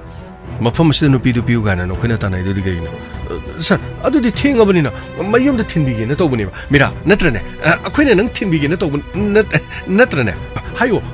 natro akhoi chum tina bani ma chum thinga ni akhoi thinbi ge na hai bani ba no mi chata da ma na sum chen gi ba akhoi tan bani ba aya karigi karigi nari no mira nang na ingon so sir makhoi si nungai e phaba macha ma sungak tani Sandip aina purisna maga iga tinabane sumnagi maru mapangoi na tinaba aduga magi mamana ba singse amamam to ina sum ingonda khangnale aduga makhoi loina mapana larik tamba chakadore haidana chama tang chana se haiduna makhoi na haibadagi ai mafam asida chak chana ba lakhibani chak chana ba lakbabu numit taba phawa chak chana bro sir makhoi na nupi na thakna ba yu makhani haiduna ingonda yu pithe aduga ai se kharaga ngawrokpadagi ai makhata na di yu do dum thakidre adudagi makhoi na ingonda thakna na bagi sum silakpa kana aina makhoi do oina ayamba loina pithe ai di ahan mada glass makadang pairu bududagi kok jing lawn ngawrokpadagi kidana moina pirakpa khuding do wari sana sana ra makhada sum haidue aduga makhoi da sum pithakpane aduga ai mafam adudagi chatna na ba sandipu aina them dana aina kayaranga nawdokpane adubu madi yu ngawkhibadagi dum chache haiba dum yakidre numisum taselokududagi ngahak lerega mochana ingonda mu ijat tengchinare ngahak lerega sanjina mu ngahak lerega mu ranjana mu adudagi mamai thangda makhoi onselakpudagi ai mafam adudagi chelaga ai highway tapna ba ai lakhiban nangi laibu phaba haibadani nahang ne yumda halaktaba matungna nangi ima pabung police station da lakhi pung kunmari phadabani ne khuna case paikhat pe yade haiduna akhoina khamki adubu hairakliba wafam aduda ꯑꯩꯈꯣꯏꯅ ꯆꯤꯡꯅꯕ ꯋꯥꯐꯝ ꯑꯃꯗꯤ ꯁꯨꯃꯥꯏꯅ ꯇꯧꯕꯅꯤꯕꯣ ꯃꯥꯁꯤ ꯃꯃꯥꯟꯅꯕꯤ ꯏꯟꯗꯤꯔꯥ ꯍꯥꯏꯕꯗꯨꯒ ꯃꯈꯣꯏꯗ ꯄꯨꯂꯞ ꯆꯥꯛ ꯆꯥꯅꯅꯦꯅ ꯆꯠꯈꯤꯕꯅꯤ ꯑꯗꯨꯕꯨ ꯏꯟꯗꯤꯔꯥꯗ ꯀꯣꯜ ꯇꯧꯕ ꯃꯇꯝꯗꯗꯤ ꯃꯍꯥꯛꯇꯤ ꯈꯪꯗꯦ ꯍꯥꯏꯕ ꯋꯥꯐꯝꯁꯦ ꯇꯁꯦꯡꯅ ꯍꯥꯏꯔꯛꯈꯤ ꯑꯗꯨꯗꯤ ꯏꯟꯗꯤꯔꯥꯒꯤ ꯅꯝꯕꯔ ꯂꯩ ꯃꯃꯥ ꯀꯗꯥꯏ ꯏꯟꯗꯤꯔꯥꯒꯤ ꯅꯝꯕꯔꯗꯨ ꯄꯤꯔꯣ ꯑꯩ ꯊꯤꯖꯔꯛꯀꯦ ꯃꯣꯏ ꯐꯥꯎ ꯑꯗꯨꯗꯤ ꯄꯥꯕꯨꯡ ꯑꯗꯣꯝꯒꯤ ꯏꯆꯥꯅꯨꯄꯤꯁꯤ ꯇꯁꯦꯡꯅꯃꯛ ꯆꯥꯛ ꯆꯥꯅꯕ ꯆꯠꯈꯤꯕꯁꯤ ꯏꯟꯗꯤꯔꯥꯗꯤ ꯌꯥꯎꯗꯦ ꯑꯗꯨꯒ ꯆꯥꯅꯔꯤꯕꯁꯤ ꯅꯨꯄꯥ ꯅꯨꯄꯤ ꯃꯃꯥ ꯅꯨꯄꯥ ꯅꯨꯄꯤ ꯃꯣꯏ ꯃꯄꯥꯟ ꯂꯝꯗ ꯆꯠꯈꯤꯗꯧꯕ ꯃꯃꯥꯟꯅꯕ ꯌꯥꯎꯏ ꯍꯥꯏꯅꯤ ꯑꯗꯨ ꯀꯅꯥꯅꯣ ꯍꯥꯏꯕꯗꯤ ꯈꯪꯗ꯭ꯔꯦ ꯀꯅꯥꯅꯣ ꯍꯥꯏꯕꯗꯤ ꯈꯪꯗ꯭ꯔꯦ ꯑꯦꯅꯤꯋꯦ ꯏꯟꯗꯤꯔꯥꯗꯨ ꯀꯣꯜ ꯇꯧꯕꯤꯔꯣ ꯐꯅꯤ ꯑꯩ ꯇꯧꯖꯔꯛꯀꯦ ꯆꯠꯂꯦ ꯁꯤꯗ ꯂꯩ ꯀꯗꯥꯏ ꯍꯜꯂꯣ ꯁꯔ ꯀꯔꯤ ꯍꯥꯏꯕꯤꯅꯤꯡꯕ ꯑꯩ ꯄꯨꯂꯤꯁ ꯁ꯭ꯇꯦꯁꯟꯗꯒꯤ ꯆꯥꯛ ꯆꯥꯅꯕꯁꯤ ꯅꯍꯥꯛꯇꯤ ꯌꯥꯎꯗꯦ ꯍꯥꯏꯕ ꯁꯔ ꯑꯩꯗꯤ ꯌꯥꯎꯗꯦ ꯃꯣꯏ ꯐꯅꯌꯥꯝ ꯌꯥꯝꯃꯝꯒꯅꯤ ꯃꯣꯏ ꯆꯥꯛ ꯆꯥꯅꯕ ꯑꯣ ꯐꯔꯦ ꯑꯗꯨꯗꯤ ꯃꯍꯥꯛꯀ ꯆꯥꯛ ꯆꯥꯅꯕꯁꯤ ꯀꯅꯥ ꯑꯣꯏꯔꯝꯗꯧ ꯃꯥꯜꯂꯤ ꯁꯟꯗꯤꯞ ꯀꯧꯕ ꯑꯃꯗꯤ ꯌꯥꯎꯔꯝꯒꯅꯤ ꯑꯇꯩꯗꯤ ꯑꯩ ꯃꯃꯤꯡ ꯀꯥꯎꯈ꯭ꯔꯦ ꯁꯟꯗꯤꯞ ꯑꯣ ꯑꯗꯨꯗꯤ ꯁꯟꯗꯤꯞꯀꯤ ꯃꯣꯕꯥꯏꯜ ꯅꯝꯕꯔꯗꯨ ꯑꯩꯉꯣꯟꯗ ꯑꯃꯨꯛꯇꯪ ꯊꯥꯕꯤꯔꯛꯄ ꯌꯥꯒꯗ꯭ꯔꯥ ꯐꯅꯤ ꯁꯥꯔ ꯑꯩ ꯁꯣꯏꯗꯅ ꯊꯥꯖꯔꯛꯀꯦ ꯐꯅꯤ ꯌꯥꯔꯦ ꯃꯥ ꯅꯝꯕꯔꯁꯤ ꯊꯥꯔꯛꯑꯅꯤ ꯅꯝꯕꯔꯁꯤ ꯑꯩꯉꯣꯟꯗ ꯑꯝꯇ ꯄꯤꯕꯤꯔꯣ ꯑꯩ ꯂꯧꯊꯣꯛꯆꯔꯛꯀꯦ ꯃꯁꯤꯒꯤ ꯃꯇꯨꯡꯗꯒꯤ ꯅꯝꯕꯔꯗꯨ ꯑꯩꯉꯣꯟꯗ ꯄꯤꯔꯛꯈꯤ ꯑꯩꯈꯣꯏꯅ ꯍꯧꯖꯤꯛ ꯊꯦꯡꯅꯔꯤꯕ ꯀꯦꯁ ꯑꯃ ꯃꯆꯤꯟ ꯃꯅꯥꯎ ꯃꯊꯪ ꯂꯨꯍꯣꯡꯒꯗꯕꯗ ꯃꯅꯥꯎꯅꯨꯄꯤ ꯂꯨꯍꯣꯡꯅꯅꯕ ꯇꯧꯕꯗ ꯃꯅꯥꯎꯅꯨꯄꯤꯅ ꯊꯧꯔꯤ ꯌꯥꯜꯂꯒ ꯁꯤꯒꯦ ꯇꯧꯕ ꯀꯦꯁ ꯑꯃꯈꯛ ꯑꯩꯈꯣꯏ ꯊꯦꯡꯅꯈꯤ ꯃꯗꯨꯒꯤ ꯀꯦꯁ ꯑꯗꯨꯗ ꯁꯤꯒꯦ ꯍꯥꯏꯗꯨꯅ ꯃꯁꯥ ꯃꯊꯟꯇ ꯍꯣꯠꯅꯖꯕꯤ ꯁꯤꯟꯊꯣꯏ ꯃꯍꯥꯛꯀꯤ ꯀꯣꯜ ꯗꯤꯇꯦꯜꯁ ꯔꯦꯀꯣꯔꯗ ꯑꯩꯈꯣꯏꯅ ꯅꯩꯅꯈꯤ ꯀꯣꯜ ꯗꯤꯇꯦꯜꯁ ꯔꯦꯀꯣꯔꯗꯇ ꯑꯊꯦꯡꯕꯗ ꯑꯩꯈꯣꯏꯅ ꯅꯝꯕꯔ ꯑꯃꯈꯛ ꯐꯪꯈꯤ ꯑꯗꯨꯕꯨ ꯅꯝꯕꯔ ꯑꯗꯨꯗ ꯑꯩꯈꯣꯏꯅ ꯋꯥꯔꯤ ꯁꯥꯟꯅꯕ ꯃꯇꯝꯗ ꯏꯃꯨꯡ ꯃꯅꯨꯡ ꯅꯨꯡꯉꯥꯏ ꯌꯥꯏꯐꯕ ꯑꯗꯨꯒ ꯃꯤꯑꯣꯏ ꯑꯗꯨꯁꯨ ꯂꯥꯏꯔꯤꯛ ꯂꯥꯏꯁꯨ ꯃꯄꯥꯟꯗ ꯇꯝꯕ ꯃꯤꯑꯣꯏ ꯃꯃꯤꯡꯅ ꯁꯟꯗꯤꯞ ꯀꯧꯕ ꯃꯤꯑꯣꯏ ꯑꯃꯅꯤ ꯍꯥꯏꯕ ꯈꯪꯈꯤ ꯃꯃꯥ ꯃꯄꯥ ꯋꯥꯔꯤ ꯁꯥꯟꯅꯈꯤ ꯑꯗꯨꯒ ꯁꯟꯗꯤꯞꯀꯤ ꯃꯔꯝꯗ ꯑꯩꯈꯣꯏꯅ ꯅꯩꯅꯈꯤ ꯁꯟꯗꯤꯞ ꯊꯣꯏꯗꯣꯛ ꯍꯦꯟꯗꯣꯛꯅ ꯃꯍꯥꯛꯀ ꯏꯆꯝ ꯆꯝꯅ ꯇꯤꯟꯅꯕ ꯃꯔꯨꯞ ꯑꯃꯅꯤ ꯍꯥꯏꯕ ꯋꯥꯐꯝ ꯑꯩꯈꯣꯏꯅ ꯈꯪꯈꯤ ꯑꯗꯨꯒ ꯁꯟꯗꯤꯞ ꯍꯥꯏꯔꯤꯕ ꯃꯤꯑꯣꯏ ꯑꯁꯤꯒꯤ ꯃꯔꯝꯗ ꯃꯃꯥ ꯃꯄꯥꯗ ꯍꯪꯕꯗ ꯃꯇꯝ ꯈꯔꯒꯤ ꯃꯇꯨꯡꯗ ꯑꯃꯦꯔꯤꯀꯥꯗ ꯃꯈꯥ ꯇꯥꯅ ꯂꯥꯏꯔꯤꯛ ꯇꯝꯕ ꯆꯠꯀꯗꯕ ꯃꯤꯑꯣꯏ ꯑꯃꯅꯤ ꯍꯥꯏꯕꯁꯨ ꯑꯩꯈꯣꯏꯅ ꯈꯪꯈꯤ ꯆꯞ ꯃꯥꯟꯅꯕ ꯋꯥꯍꯩꯗ ꯃꯤꯔꯥꯒꯤ ꯄꯥꯕꯨꯡ ꯑꯃꯗꯤ ꯃꯃꯥꯅꯁꯨ ꯃꯃꯥꯟꯅꯕ ꯃꯄꯥꯟꯗ ꯆꯠꯀꯗꯧꯔꯤ ꯍꯥꯏꯕꯗꯨꯒ ꯃꯃꯥꯟꯅꯕꯤ ꯏꯟꯗꯤꯔꯥꯅ ꯄꯤꯔꯛꯂꯤꯕ ꯅꯝꯕꯔ ꯑꯗꯨꯒ ꯆꯞ ꯃꯥꯟꯅꯈꯤ ꯃꯗꯨꯒꯤ ꯃꯇꯨꯡꯗ ꯑꯩꯈꯣꯏꯅ ꯂꯥꯁꯠ ꯂꯣꯀꯦꯁꯟ ꯌꯦꯡꯕ ꯃꯇꯝꯗ ꯃꯤꯔꯥꯒꯤ ꯂꯣꯀꯦꯁꯟ ꯑꯩꯈꯣꯏꯅ ꯇ꯭ꯔꯦꯁ ꯇꯧꯗꯨꯅ ꯃꯐꯝ ꯑꯁꯤꯗ ꯂꯥꯛꯈꯤ ꯃꯐꯝ ꯑꯁꯤ ꯌꯧꯕ ꯃꯇꯝꯗ ꯃꯤꯔꯥꯅ ꯑꯩꯈꯣꯏ ꯇꯝꯅ ꯆꯪꯁꯤꯜꯂꯦ ꯈꯪꯕꯗꯒꯤ ꯂꯝꯕꯤ ꯑꯁꯤꯗ ꯂꯦꯞꯇꯨꯅ ꯂꯩꯈꯤ ꯑꯩꯈꯣꯏꯒꯤ ꯄꯨꯂꯤꯁꯀꯤ ꯇꯤꯝ ꯂꯝꯕꯤ ꯑꯁꯤꯒꯤ ꯅꯥꯛ ꯌꯦꯠꯇ ꯄꯨꯝꯅꯃꯛ ꯁꯪꯗꯨꯅ ꯉꯥꯏꯈꯤ ꯃꯐꯝ ꯑꯁꯤꯗ ꯐꯤꯖꯝ ꯁꯦꯠꯇꯨꯅ ꯑꯩꯅ ꯂꯦꯞꯇꯨꯅ ꯂꯩꯔꯤꯉꯩꯗ ꯆꯦꯟꯁꯤꯜꯂꯛꯂꯒ ꯃꯤꯔꯥꯅ ꯑꯩꯕꯨ ꯄꯨꯟꯁꯤ ꯀꯟꯕꯤꯌꯨ ꯍꯥꯏꯗꯨꯅ ꯍꯥꯏꯈꯤ ꯅꯈꯣꯏꯅ ꯒꯥꯔꯤ ꯈꯥꯝꯈꯤ ꯑꯩꯒꯤ ꯃꯥꯡꯗ ꯂꯦꯞꯈꯤ ꯁꯟꯗꯤꯞꯀꯤ ꯇꯝꯊꯤꯔꯕ ꯁꯛꯇꯝ ꯑꯗꯨꯅ ꯅꯨꯄꯤ ꯃꯆꯥ ꯑꯗꯨꯕꯨ ꯏꯖꯠ ꯇꯦꯡꯁꯤꯟꯅꯒꯗꯕꯒꯤ ꯉꯥꯏꯗꯨꯅ ꯂꯩꯔꯦ ꯍꯥꯏꯕꯁꯤ ꯍꯧꯖꯤꯛ ꯃꯤꯀꯨꯞ ꯈꯔꯒꯤ ꯃꯃꯥꯡꯗ ꯑꯩꯉꯣꯟꯗ ꯃꯍꯥꯛꯀꯤ ꯑꯁꯦꯡꯕ ꯁꯛꯇꯝ ꯑꯗꯨ ꯎꯠꯈ꯭ꯔꯦ ꯍꯥꯏꯌꯨ ꯅꯈꯣꯏꯒꯤ ꯑꯁꯦꯡꯕ ꯅꯈꯣꯏꯒꯤ ꯅꯆꯠ ꯑꯗꯨꯒ ꯅꯈꯣꯏ ꯁꯤꯟꯊꯣꯏꯒ ꯀꯔꯤ ꯃꯔꯤ ꯂꯩ ꯑꯗꯨꯒ ꯔꯦꯕꯤꯀꯥꯒ ꯀꯔꯤ ꯃꯔꯤ ꯂꯩ ꯁꯤꯟꯊꯣꯏꯒꯤ ꯊꯧꯗꯣꯛ ꯑꯃꯗꯤ ꯔꯦꯕꯤꯀꯥꯒꯤ ꯊꯧꯗꯣꯛꯀ ꯀꯔꯤ ꯃꯔꯤ ꯂꯩ ꯑꯁꯦꯡꯕꯁꯤꯡꯗꯣ ꯍꯥꯏꯌꯨ ꯃꯗꯨ ꯍꯥꯏꯔꯕꯗꯤ ꯅꯈꯣꯏꯒꯤ ꯊꯋꯥꯏ ꯀꯟꯕꯤꯒꯅꯤ ꯃꯗꯨ ꯅꯠꯇꯕ ꯇꯥꯔꯕꯗꯤ ꯃꯐꯝ ꯑꯁꯤꯗ on the spot ngasi ꯑꯩꯈꯣꯏꯒꯤ ꯈꯨꯠꯇ ꯅꯈꯣꯏ ꯃꯔꯤꯃꯛ ꯑꯁꯤꯕ ꯍꯛꯆꯥꯡ ꯑꯣꯏꯅ ꯅꯠꯇꯦ ꯁꯔ ꯑꯩꯈꯣꯏ ꯀꯔꯤꯝꯇ ꯇꯧꯕ ꯂꯩꯇꯦ ꯁꯔ ꯑꯩꯈꯣꯏꯕꯨ ꯊꯥꯖꯕꯤ ꯅꯆꯤꯟ ꯊꯤꯒꯅꯣ ꯁꯔ ꯌꯥꯔꯒꯗꯤ ꯃꯇꯝ ꯃꯥꯡꯍꯟꯗꯕꯗꯤ ꯀꯔꯤꯅꯣ ꯁꯔ ꯑꯃꯃꯝꯇ ꯀꯔꯤꯅꯣ ꯆꯦꯜꯍꯜꯂꯒ ꯀꯥꯞꯇꯕꯁꯨ ꯀꯨꯏꯔꯦ ꯁꯔ ꯑꯃꯃꯝꯇ ꯆꯦꯜꯍꯜꯂꯒ ꯊꯣꯛ ꯀꯥꯞꯊꯣꯛꯄꯅ ꯐꯒꯗꯕ ꯃꯥꯜꯂꯤ ꯁꯔ ꯒꯥꯎꯃꯥꯏ ꯁꯦꯝ ꯁꯥꯗꯨꯅ ꯂꯩꯌꯨ ꯐꯅꯤ ꯁꯔ ꯑꯁ ꯑꯣꯟꯊꯣꯛꯅ ꯅꯨꯡꯉꯥꯏꯖꯔꯦ ꯇꯁꯩꯗ ꯁꯔ ꯁ꯭ꯋꯥꯏꯗꯒꯤ ꯍꯦꯛꯇ ꯀꯔꯤꯅꯣ ꯁꯔ ꯑꯩꯈꯣꯏꯗꯤ ꯀꯥꯞꯄꯤꯔꯛꯀꯅꯨ ꯁꯔ ꯑꯩꯈꯣꯏꯗꯤ ꯀꯥꯞꯄꯤꯔꯛꯀꯅꯨ ꯁꯔ ꯀꯔꯤꯁꯨ ꯇꯧꯔꯣꯏꯅꯦ ꯍꯩ ꯑꯁꯦꯡꯕꯗꯨ ꯑꯗꯨꯝ ꯍꯥꯏꯌꯨꯅꯦ ꯁꯔ ꯑꯩꯈꯣꯏ ꯀꯔꯤꯃꯇ ꯇꯧꯖꯈꯤꯕ ꯂꯩꯇꯦ ꯁꯔ ꯑꯩꯈꯣꯏ ꯀꯔꯤꯃꯇ ꯁꯔ ꯁꯤꯗꯤ ꯌꯥꯔꯣꯏꯗꯧꯔꯤ ꯁꯔ ꯀꯃꯥꯏꯅ ꯇꯧꯁꯤꯒꯦ ꯁꯔ ꯁꯦ ꯐꯤ ꯑꯃꯨꯕꯁꯦ ꯃꯃꯤꯠꯇ ꯄꯨꯟꯁꯜꯂꯣ ꯁꯔ ꯀꯔꯤꯅꯣ ꯁꯔ ꯃꯈꯨꯠꯁꯤꯁꯨ ꯄꯨꯟꯁꯜꯂꯣ ꯇꯨꯡꯗ ꯆꯥꯗꯣ ꯐꯅꯤ ꯁꯔ ꯀꯩꯁꯨ ꯇꯧꯔꯣꯏ ꯑꯁꯦꯡꯕꯗꯣ ꯍꯥꯏꯔꯗꯤ ꯑꯗꯨꯝ ꯍꯤꯡꯅꯤꯗ ꯁꯦ ꯅꯈꯨꯠ ꯇꯤꯡꯊꯣꯛ ꯀꯔꯤꯅꯣꯅꯦ ꯁꯦ ꯅꯃꯤꯠꯇꯣ ꯄꯨꯟꯁꯟꯕꯤꯒꯦꯁꯦ ꯁꯦ ꯀꯔꯤꯝꯇ ꯎꯗ꯭ꯔꯦ ꯁꯤꯗꯤ ꯀꯔꯤꯝꯇ ꯎꯗ꯭ꯔꯦ ꯃꯤꯠ ꯄꯨꯟꯁꯤꯜꯂꯒ ꯀꯔꯤ ꯎꯗꯣꯏꯅꯣꯅꯦ ꯀꯔꯤꯅꯣꯅꯦ ꯑꯉꯥꯎꯕ ꯁꯥ ꯑꯁꯦꯡꯕꯗꯣ ꯀꯣꯛ ꯍꯥꯏꯔꯗꯤ ꯐꯅꯤ ꯑꯗꯨ ꯅꯠꯇ꯭ꯔꯗꯤ ꯐꯔꯣꯏꯅꯦ ꯅꯣꯏꯕꯣ ꯑꯁꯦꯡꯕꯗꯣ ꯍꯥꯏꯅꯕ ꯇꯧꯀꯣ ꯑꯍꯥꯟꯕꯗ ꯃꯇꯥꯏ ꯊꯪꯕ ꯅꯪ ꯍꯥꯟꯅ ꯀꯥꯞꯄ ꯇꯥꯔꯦ ꯑꯗꯨꯒ ꯃꯊꯪ ꯀꯥꯞꯀꯅꯤꯀꯣ ꯑꯗꯨ ꯀꯔꯤꯁꯨ ꯋꯥꯔꯨꯅꯨꯁꯦ ꯑꯁꯦꯡꯕꯗꯣ ꯂꯣꯏꯅ ꯍꯥꯏꯌꯨꯁꯦ ꯁꯦ ꯅꯃꯤꯡꯒꯁꯨ ꯍꯪꯉꯣꯏꯗꯤ ꯀꯔꯤ ꯇꯧꯗꯅ ꯃꯤꯡ ꯍꯪꯉꯀꯥꯟꯗ ꯁꯦ ꯄꯔꯦꯡ ꯂꯩꯌꯨ ꯁꯔ ꯑꯩꯈꯣꯏ ꯀꯔꯤꯝꯇ ꯆꯠꯊꯕ ꯂꯩꯇꯦ ꯁꯔ ꯑꯩꯈꯣꯏ ꯀꯔꯤꯝꯇ ꯇꯧꯕ ꯂꯩꯇꯦ ꯁꯔ ꯑꯩ ꯆꯨꯝꯃ ꯂꯩꯌꯨ ꯁꯤꯟꯊꯣꯏꯗ ꯀꯔꯤ ꯆꯠꯊꯒꯤ ꯔꯦꯕꯤꯀꯥꯗ ꯀꯔꯤ ꯁꯤꯟꯊꯒꯤ ꯃꯇꯥꯏ ꯊꯪꯕꯅ ꯍꯥꯏꯌꯨ ꯁꯔ ꯀꯔꯤꯝꯇ ꯆꯠꯊꯕ ꯂꯩꯇꯦ ꯑꯩ ꯌꯥꯗ꯭ꯔꯕꯅꯤꯅ ꯀꯥꯞꯄꯨ ꯀꯃꯥꯏ ꯐꯅꯤ ꯁꯔ ꯁꯔ ꯀꯩꯅꯣ ꯁꯔ ꯀꯥꯞꯈ꯭ꯔꯕ ꯁꯔ ꯀꯥꯞꯈ꯭ꯔꯕ ꯑꯩ ꯑꯃ ꯆꯠꯈ꯭ꯔꯦꯗꯅ ꯑꯩ ꯃꯊꯪ ꯁꯔ ꯑꯩ ꯁꯔ ꯍꯥꯏꯕꯅ ꯀꯥꯟꯅꯔꯣꯏꯅꯦ ꯑꯩ ꯃꯊꯪꯗꯣ ꯀꯣꯛ ꯀꯥꯞꯄꯨꯅꯦ ꯅꯣꯏ ꯑꯍꯨꯝꯗꯨ ꯃꯅꯨꯡꯗ ꯑꯃ ꯍꯥꯏꯕ ꯌꯥꯅꯤ ꯑꯃꯗꯤ ꯁꯤꯔꯦꯗꯅ ꯉꯋꯥꯏ ꯀꯥꯞꯄꯨ ꯑꯅꯤꯁꯨꯕꯗꯣ ꯀꯥꯞꯄꯨ ꯐꯅꯤ ꯁꯔ ꯀꯔꯤꯅꯣ 시가 따바니네 까바디가 아니 그딴 거리 서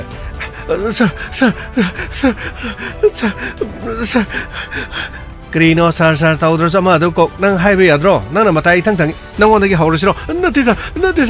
그리노 하이브라서 하이디 가바이 까보 아두서 까보 파니서 세세 나멍망가다 망고 거세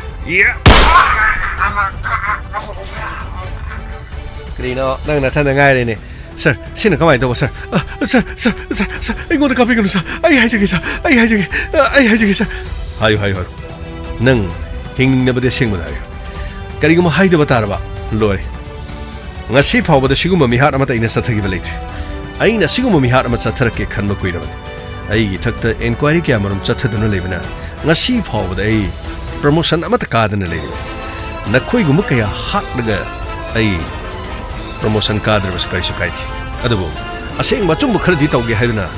Ngasi phawda police department de leptana ai khongpham phongdana lei. Hai. Sinthoi ga nang kari mari le. Hai roidra. Gamai. Sir, ai haijirge sir. Ai haijirge. Ayo. Sir. Asing mudi sinthoi jo aiga khangnabani. Sinthoi ga aiga khangnabadagi aishu mapalamda like tambasit kadori haidana. Ai 마가수 이점점은 마루 마빵 오이나 티나바데기 마기 마세레비카가 노마 마팜 마마다 에코이나 ngasi tawriba sigumna makhoi machin maraudu khoina koki tawdogaduda nakhoi punamak mani ekhoi punamak sidida hojik ngaki mamangda sikiba makhoi ohungal loina Sanjay, ako'y sidrige, ako'y sinalay, ha, kayo na hajibo, nung may kapit din narum din adugo mo'y na chinmen san bagini, mo'y ani humam na chinmen sila, ito na ni, nang inamanabam to sidri, kiyang to, sir, mo'y na kapit ito, sir, karigi kapo ni, asing matsumado haidr kadi kap ka ni haibagyawan, haidr ba ni na kap tre na, nako'y nasana togja kiba do di nasana pangjabata ba ni, napunchi su pakai sum sangda lera kanda nakoi awabado mikup khuding ningsing laga nakoi ni chaina khangbadan ngasi nakoi da nongoi maru amamam khak nakok to kap laga nakoi hat khiba matamda nakoi gi nasada awaba mata lera madudi aina khak pamde machin manau ani bu nakoi na mafam amada kauraga nakoi mari changduni janmangan ki madudagi ikai khangwadagi mapa aduna machanupi ani bu afang ba miyoida luhong na nabagi dam honaki machanupi ani na luhongba yaning drabasu tangai fadana yaning mataki hadubu makhoi masada thoki ba tholok ikai baduna losin duna thamlaga machanupi ani gi punshi manglani haiduna khangloidaba uroidaba miyoi singna machanupi ani bu namduna luhong na honaki tholiba thodok ani duna machanupi ani na phumbang na duna leki kanage soibino khangra kanage soibino khangra sir nakoi budi soirin hadubu mama mapa ani da sho khwaidigi soirin macha ani da thokiba thodok adu makhoina matam chana haidok laga mara leiraba sida leri se matam chana makhoiba phajin punchin duna thamlabadi ngasi miragi mafam da tholiba thodok se mo tholam loidaba mama mapa na ngasi mafam asida laktuna macha gi da khutak ta ikoi da pau piri aduga sinthoi amadi rebika gi mama mapa na losil arotpa lambi amada chatna nabagi honari arotpa lambi amada khangdana da lona chatpu orabasu arotpa lambi adudagi soidra khanglak ba haibadudi masala tabani hospital da hojik sinthoi mahak pharakani haibagi wakhal da mama mapa hospital da ledi marak asida machanupi rebika ijat mangkhiba adusu losinduna thamde aduga mafam asidana nakhoi nakoina chathkiba thong aduna phone number asidagi nakoina thabak achi chana chatharam lagani haibase miku pasida mafam asida khangmani kariguma mafam asida rebika gi mama palak lamdrabadi thodu osisoi khana khanglam la roidabani adugo haujikti karigi damakta sintoina thori yanduna sige torom legano aduga rebika na parap lohongna bo honariba karigino haibadi khangde phare gabai sir gari da hapchalo funny sir makha tabdi sir khoi tawjarage sir sir aduga karino makoi gi mama mapa gi arot palambi adudi yenki batari ima gi bema lo chalasi lo nang imana haibi ilone imana haibi ilabadi masi thokidro ima nasayam na soikre ima nasayam na soikre lo chasilo sidagi dine namana hai napana haibi ingadabani ko mama mapana haibi indaba macha masuna matam punamakta awaba nangi haibase nakhoi khak kaugunu ne lo channa toksilo aina matam chana police ta aina pau pibadagi wari sanarubadi number se mathang khangna yeng machin manaw ani masu marai bak thile rami si unedana lo chasilo sidagi dine mapan thokku matam nama natraga ai khoi ni yaudrbadi chatba yadi ko lo chasilo chasi kaya da nuksi grabano na tawri se ne mama mapas masa gi da mak untho no wajaba jani ko gamai lo chasilo funny sir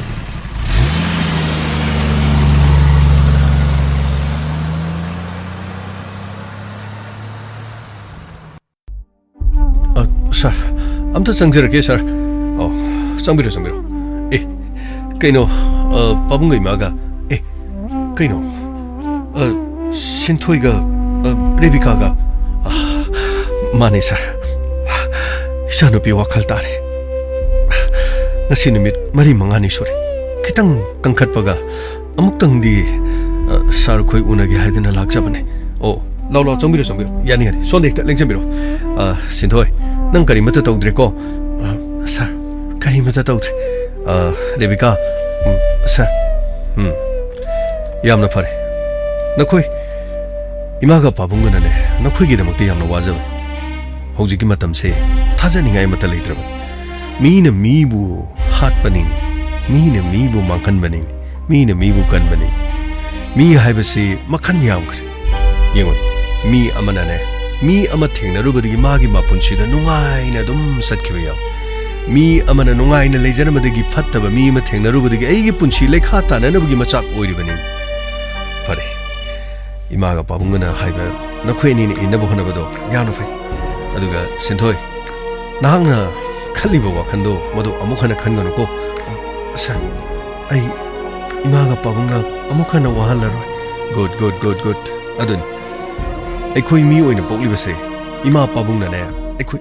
afaba mi mo heni ꯃꯈꯣꯏꯒꯤ ꯂꯃꯟ ꯑꯩꯈꯣꯏ ꯁꯤꯡꯂꯝꯒꯗꯕꯅꯤ ꯑꯗꯨꯒꯅꯦ ꯅꯈꯣꯏꯒꯤꯁꯨ ꯅꯈꯣꯏꯒꯤ ꯇꯨꯡꯒꯤ ꯄꯨꯟꯁꯤꯗ ꯑꯐꯕ ꯍꯥꯏꯕꯗꯨ ꯑꯣꯏꯅꯅꯕ ꯈꯟꯒꯗꯕ ꯃꯤ ꯑꯃꯕꯨ ꯍꯦꯛꯇ ꯊꯥꯖꯔꯨꯕꯗꯒꯤ ꯑꯔꯥꯟꯕ ꯂꯝꯕꯤ ꯑꯃꯗ ꯆꯠꯈ꯭ꯔꯒ ꯑꯩꯈꯣꯏ ꯃꯥꯡꯂꯕꯣꯏ ꯁꯤꯗꯒꯤꯗꯤ ꯅꯈꯣꯏ ꯋꯥꯈꯜ ꯇꯥꯒꯗꯕꯅꯤꯀꯣ ꯁꯔ ꯌꯥꯝꯅ ꯅꯨꯡꯉꯥꯏꯖꯔꯦ ꯏꯆꯥ ꯑꯅꯤꯒꯤ ꯄꯨꯟꯁꯤꯗ ꯃꯌꯨꯝ ꯄꯥꯟꯕ ꯑꯃꯁꯨꯡ ꯄꯥꯟꯗꯕ ꯑꯩ ꯃꯈꯣꯏ ꯑꯅꯤꯒꯤ ꯐꯤꯔꯦꯞꯇ ꯑꯗꯨꯝ ꯊꯥꯗꯣꯛꯆꯔꯦ ꯃꯈꯣꯏ ꯑꯅꯤꯒꯤ ꯄꯨꯟꯁꯤꯕꯨ ꯅꯨꯡꯁꯤꯕꯤꯕ ꯃꯈꯣꯏꯕꯨ ꯊꯥꯖꯕꯗ ꯃꯈꯣꯏꯅ ꯑꯄꯥꯝꯕꯗ ꯆꯠꯈꯤꯕꯗ ꯑꯩꯒꯤ ꯑꯣꯏꯅꯗꯤ ꯀꯔꯤꯃꯠꯇ ꯌꯦꯠꯂꯔꯣꯏ ꯑꯩ ꯅꯝꯗꯨꯅ ꯃꯈꯣꯏꯕꯨ ꯂꯨꯍꯣꯡꯅꯕꯒꯤꯗꯃꯛ ꯀꯔꯤꯒꯨꯝꯕ ꯑꯃꯠꯇ ꯍꯣꯠꯅꯔꯣꯏ ꯑꯆꯨꯝꯕꯅꯤ ꯄꯥꯕꯨꯡ ꯃꯁꯥꯅ ꯃꯗꯨꯒꯤ ꯂꯝꯕꯤꯗꯨꯗꯤ ꯈꯟꯖꯅꯕꯒꯤ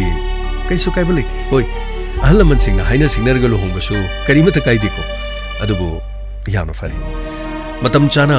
ꯄꯥꯕꯨꯡꯅ ꯑꯩꯈꯣꯏꯗ ꯋꯥꯐꯝꯁꯦ ꯍꯥꯏꯔꯝꯂꯕꯗꯤ ꯑꯇꯣꯞꯄ ꯊꯧꯗꯣꯛ ꯑꯃꯁꯨ ꯊꯣꯛꯂꯝꯃꯣꯏꯗꯕ ꯑꯗꯨꯕꯨ ꯆꯞ ꯃꯥꯟꯅꯕ ꯊꯧꯗꯣꯛ ꯑꯃ ꯊꯣꯛꯆꯜꯂꯛꯄꯗꯒꯤ ꯊꯧꯗꯣꯛ ꯑꯗꯨꯗꯒꯤ ꯅꯨꯄꯤ ꯃꯆꯥꯗꯨꯗꯤ ꯀꯔꯤꯃꯠꯇ ꯇꯧꯍꯧꯗ꯭ꯔꯦ ꯑꯗꯨꯕꯨ ꯅꯨꯄꯤ ꯃꯆꯥ ꯑꯗꯨꯗꯒꯤ ꯐꯪꯈꯤꯕ ꯅꯝꯕꯔꯗꯨꯒ ꯁꯤꯟꯊꯣꯏꯗꯒꯤ ꯐꯪꯈꯤꯕ ꯅꯝꯕꯔꯗꯨꯒ ꯆꯞ ꯆꯥꯟꯅꯔꯛꯄꯗꯒꯤ ꯆꯤꯡꯅꯕ ꯂꯩꯕꯗꯒꯤ ꯊꯕꯛ ꯑꯁꯦ ꯑꯩꯈꯣꯏꯅ ꯀꯟꯕ ꯉꯝꯈꯤꯕꯅꯤ ꯑꯗꯨꯒ ꯐꯠꯇꯕ ꯃꯈꯣꯏꯕꯨ ꯑꯩꯈꯣꯏꯅ ꯐꯥꯕ ꯉꯝꯈꯤꯕꯅꯤ ꯍꯧꯖꯤꯛꯇꯤ ꯅꯨꯡꯉꯥꯏ ꯌꯥꯏꯐꯕ ꯃꯈꯣꯏꯒꯤ ꯃꯃꯥ ꯃꯄꯥ ꯄꯩꯁꯥ ꯄꯥꯏꯔꯕꯁꯨ ꯀꯔꯤ ꯇꯧꯏ ꯀꯔꯤꯝꯇ ꯀꯟꯕ ꯉꯝꯗꯦ ꯖꯦꯜꯗ ꯆꯍꯤ 15-15ꯗꯤ ꯁꯣꯏꯔꯔꯣꯏ ꯑꯗꯨꯕꯨ ꯐꯔꯦ ꯅꯈꯣꯏ ꯑꯅꯤꯒꯤ ꯄꯨꯟꯁꯤꯗ ꯅꯨꯡꯉꯥꯏ ꯌꯥꯏꯐꯕ ꯑꯣꯏꯔꯣꯀꯣ ꯍꯣꯏ sir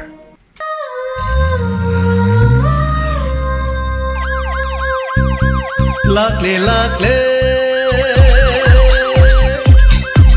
Inspector Tayai Tayai Tayai Lakle lakle Lakle lakle Inspector Tayai Tayai Tayai Another territory Masigi Inspector TAYAI Lising amaga chaniga kontra mari shuba tangka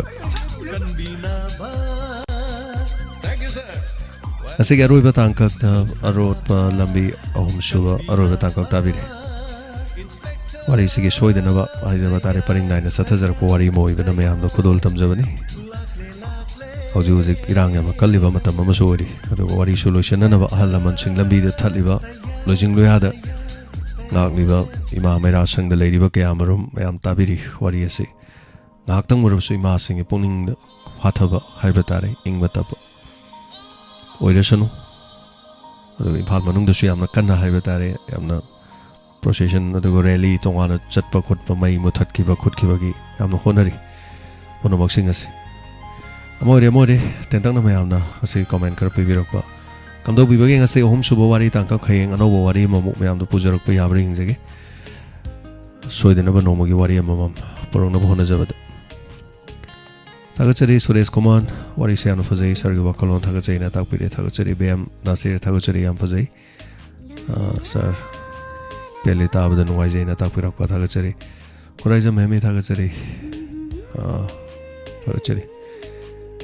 Mirana tamo aibo muktang kanbiyo haina chensin bada TAYAI oramada wakhal se nungairi thagachari mama pana phone number pirakpa magi phone muthatpa natabani na police na phone location agi ilai laina phaba ngame habagi wari sina suma ek seng na tai adana thigalakpa matam da sondo thoinge da macha nupi gi location thirakpa aduga moi location lomda nupi du na chenjalakpa du nakanda moi leramba police lumhalaga leiba lambi da fijam selaga leiba aduga chensila kanda kanano nupi du thado har kanda hoi khongakpa haitare so adu budi game ni adu ma sengba budi taw ya na te adu film gi style lila gi style khar sadum yawani haitar nungai na ba mayam pungning pen na ba haitare wa suwari wari ta ba da koi hingba da suware lan gi suware everything loina ware adu tari ba sai haitare pungning khajik tor su nungai tradi i gi khongjen da kitang mi ko tong wara su mayam gi thongna leina na ba thagachari Amjad Khan Laisram Dayanidhi thagachari hana ning thokong ima thagachari Sanayan vi thagachari Atopa lambi wari puning loksing ya mujai na tapirak thank you so much aduga asigi birthday matek mataga I lokthok chauge Happy birthday Huidrom Elizabeth Devi daughter of Huidrom Kuber Singh and Huidrom Vijaya Devi Huidrom Ongbi Nambol Thiama Wanglekai many happy returns of the day nuairaba maponu mera sigidam yai faba pijari nadi ektaba punsinung sangba oirasanu birthday se hayeng happy haina pirakpani adubu hayeng haiba se hojik oire pung baro oirabanina aduna yai famangol ꯍꯥꯟꯅ ꯄꯤꯖꯔꯦ ꯑꯗꯣ ꯅꯨꯡꯉꯥꯏ ꯌꯥꯏꯐꯕ ꯑꯣꯏꯕꯤꯌꯨ ꯄꯣꯛ ꯅꯨꯃꯤꯠ ꯂꯥꯛꯄꯗ ꯑꯐꯕ ꯌꯥꯏꯐꯕ ꯏꯪꯅ ꯆꯤꯛꯅ ꯂꯩꯕ ꯑꯗꯨꯒ ꯄꯨꯟꯁꯤ ꯅꯨꯡꯁꯥꯡ ꯃꯅꯥꯗ ꯌꯦꯛꯇꯕ ꯑꯐꯕ ꯃꯃꯣꯝꯂꯣꯏ ꯑꯃ ꯑꯣꯏꯕꯤꯌꯨ ꯍꯥꯏꯅ ꯇꯥꯏꯕꯪ ꯁꯦꯝꯕ ꯃꯄꯨꯒꯤ ꯃꯐꯝꯗ ꯅꯤꯖꯔꯤ ꯋꯥꯅꯤꯇꯥ ꯅꯣꯡꯊꯣꯝꯕꯝ ꯊꯥꯒꯠꯆꯔꯤ ꯋꯥꯔꯤ ꯐꯖꯩꯅ ꯇꯥꯛꯄꯤꯔꯛꯄ ꯁꯅꯥꯌꯟꯕꯤ ꯊꯥꯒꯠꯆꯔꯤ ꯑꯔꯣꯠꯄ ꯂꯝꯕꯤ ꯋꯥꯔꯤꯁꯤ ꯄꯨꯛꯅꯤꯡ ꯂꯧꯁꯤꯡ ꯌꯥꯝ ꯑꯣꯏꯖꯩꯅ ꯇꯥꯛꯄꯤꯔꯦ ꯃꯔꯨꯑꯣꯏꯅ ꯏꯟꯈꯠꯂꯛꯂꯤꯕ ꯅꯨꯄꯤ ꯃꯆꯥꯁꯤꯡꯗ ꯄꯤꯖꯕꯅꯤ ꯑꯗꯨꯒ ꯅꯨꯡꯉꯥꯏ ꯌꯥꯏꯐꯕ ꯃꯆꯥ ꯃꯁꯨ ꯍꯥꯏꯕ ꯇꯥꯔꯦ ꯑꯗꯨꯅ ꯃꯅꯤꯡ ꯊꯨꯡꯉꯒꯗ ꯂꯩꯕ ꯆꯥꯕ ꯊꯛꯄꯒꯤ ꯁꯦꯜ ꯂꯩꯇꯕꯒꯤ ꯑꯗꯨꯒ ꯋꯥꯔꯤꯕꯁꯤꯡ ꯅꯨꯄꯤ ꯑꯃ ꯈꯪꯅꯔ ꯅꯨꯄꯤ ꯄꯨꯔꯛꯑꯒ ꯃꯣꯏ ꯃꯌꯥꯝ ꯁꯥꯌꯦꯟ ꯉꯥꯏꯅꯅꯕ ꯑꯗꯨꯒꯨꯝꯕꯒꯤ ꯊꯧꯗꯣꯛ ꯊꯣꯛꯄ ꯂꯩ ꯑꯗꯨꯅ ꯁꯤꯒꯨꯝꯕ ꯊꯧꯗꯣꯛꯁꯤꯡ ꯑꯁꯤꯗꯒꯤ ꯆꯦꯛꯁꯤꯟꯅꯕ ꯅꯨꯄꯤ ꯃꯆꯥꯁꯤꯡꯗ ꯄꯤꯖꯕ ꯃꯦꯁꯦꯖ ꯄꯤꯕ ꯑꯗꯨꯒꯨꯝꯕ ꯇꯥꯡꯀꯛ ꯑꯃꯅꯤ ꯍꯦꯟꯗꯤ ꯂꯥꯏꯁ꯭ꯔꯝ ꯊꯥꯒꯠꯆꯔꯤ ꯉꯁꯤꯒꯤ ꯇꯥꯡꯀꯛ ꯇꯥꯕꯗ ꯇꯅꯤꯛ ꯇꯅꯩ ꯑꯗꯨꯕꯨ ꯂꯝꯕꯤꯗ ꯏꯟꯁꯄꯦꯛꯇꯔ ꯇꯦꯌꯥꯏ ꯂꯩꯔꯝꯕ ꯑꯖꯩ ꯏꯌꯥꯝꯕꯅ ꯇꯥꯛꯄꯤꯔꯦ ꯊꯥꯒꯠꯆꯔꯤ ꯂꯨꯝꯃꯒ ꯇꯥꯕ ꯊꯣꯛꯄꯤꯔꯣꯅ ꯁꯕꯤꯔ ꯃꯥꯏꯕꯝꯅ ꯃꯥꯏꯛ ꯄꯥꯏꯔꯒ ꯂꯥꯎꯔꯤ ꯂꯨꯆꯤ ꯑꯆꯣꯝ ꯊꯥꯒꯠꯆꯔꯤ ꯇꯈꯦꯜ ꯄ꯭ꯔꯃꯣ ꯊꯥꯒꯠꯆꯔꯤ ꯊꯦꯡꯛ ꯌꯨ ꯁꯣ ꯃꯆ ꯍꯅꯥꯅ ꯑꯗꯨꯒ ꯊꯦꯡꯛ ꯌꯨ ꯒꯧꯔꯣꯕ ꯈꯨꯃꯟ ꯉꯁꯤꯒꯤ ꯏꯟꯁꯄꯦꯛꯇꯔ ꯇꯦꯌꯥꯏ episode 1 2 3 4 ꯃꯃꯤꯡꯁꯨ ꯌꯥꯝ ꯐꯖꯕꯅꯦ 1 ꯅꯦ 2 ꯅꯦ 3 ꯅꯦ 4 ꯅꯦ ꯆꯞ ꯆꯥꯕ ꯍꯥꯏꯇꯥꯔꯦ 1 2 3 4 ꯃꯌꯦꯛꯁꯦ ꯆꯞꯁꯨ ꯆꯥꯕ ꯑꯗꯨꯅ ꯉꯁꯥꯏ ꯑꯣꯂꯦꯟ ꯑꯍꯥꯟꯕ ꯊꯥꯕꯗ 1 2 3 3ꯗꯨ ꯊꯥꯖꯜꯂꯨꯔꯖꯥꯅꯤꯗꯅ ꯑꯗꯩꯗꯤ ꯍꯟꯖꯜꯂꯦꯅ ꯍꯥꯏꯔꯦ ꯑꯩꯅ ꯁꯣꯝꯗꯗꯤ ꯁꯥꯟꯅꯔꯤꯕ ꯍꯥꯏꯇꯥꯔꯦ ꯊꯥꯕꯗ ꯑꯣꯟꯅꯔꯝꯃꯅꯤꯅ ꯑꯣꯟꯅ ꯇꯩꯅ ꯊꯥ ꯂꯩꯔꯝꯃꯦ ꯊꯦꯡꯛ ꯌꯨ ꯁꯣ ꯃꯆ ꯔꯣꯃꯤꯂꯥ ꯂꯣꯏꯇꯣꯡꯕꯝ ꯊꯥꯒꯠꯆꯔꯤ ꯃꯦꯗꯝ ꯔꯣꯃꯤꯂꯥ ꯂꯣꯏꯇꯣꯡꯕꯝ ꯄꯨꯡ ꯍꯥꯏꯕ ꯇꯥꯔꯦ ꯄꯨꯡ 6 ꯇꯥꯈ꯭ꯔꯗꯤ ꯑꯗꯨꯒꯤ ꯃꯇꯨꯡꯗ ꯑꯩꯗꯤ ꯃꯦꯁꯦꯖꯁꯤ ꯌꯦꯡꯒꯟꯗꯦ ꯑꯗꯨꯅ ꯃꯦꯗꯝ ꯀꯔꯤꯅꯣ ꯉꯁꯥꯏ ꯑꯩꯈꯣꯏ ꯀꯩꯅꯣ ꯇꯧꯔꯤꯉꯩꯗ ꯃꯦꯁꯦꯖ ꯑꯃ ꯊꯥꯕꯤꯔꯝꯕ ꯃꯥꯜꯂꯤ ꯑꯗꯨꯅ ꯑꯩꯈꯣꯏ ꯄꯨꯡ 6ꯇꯒꯤꯗꯤ ꯋꯥꯔꯤ ꯏꯕ ꯁꯥꯟꯅꯕ ꯍꯥꯏꯕ ꯇꯥꯔꯦꯀꯣ ꯊꯥꯒꯠꯆꯔꯤ ꯊꯦꯡꯛ ꯌꯨ ꯁꯣ ꯃꯆ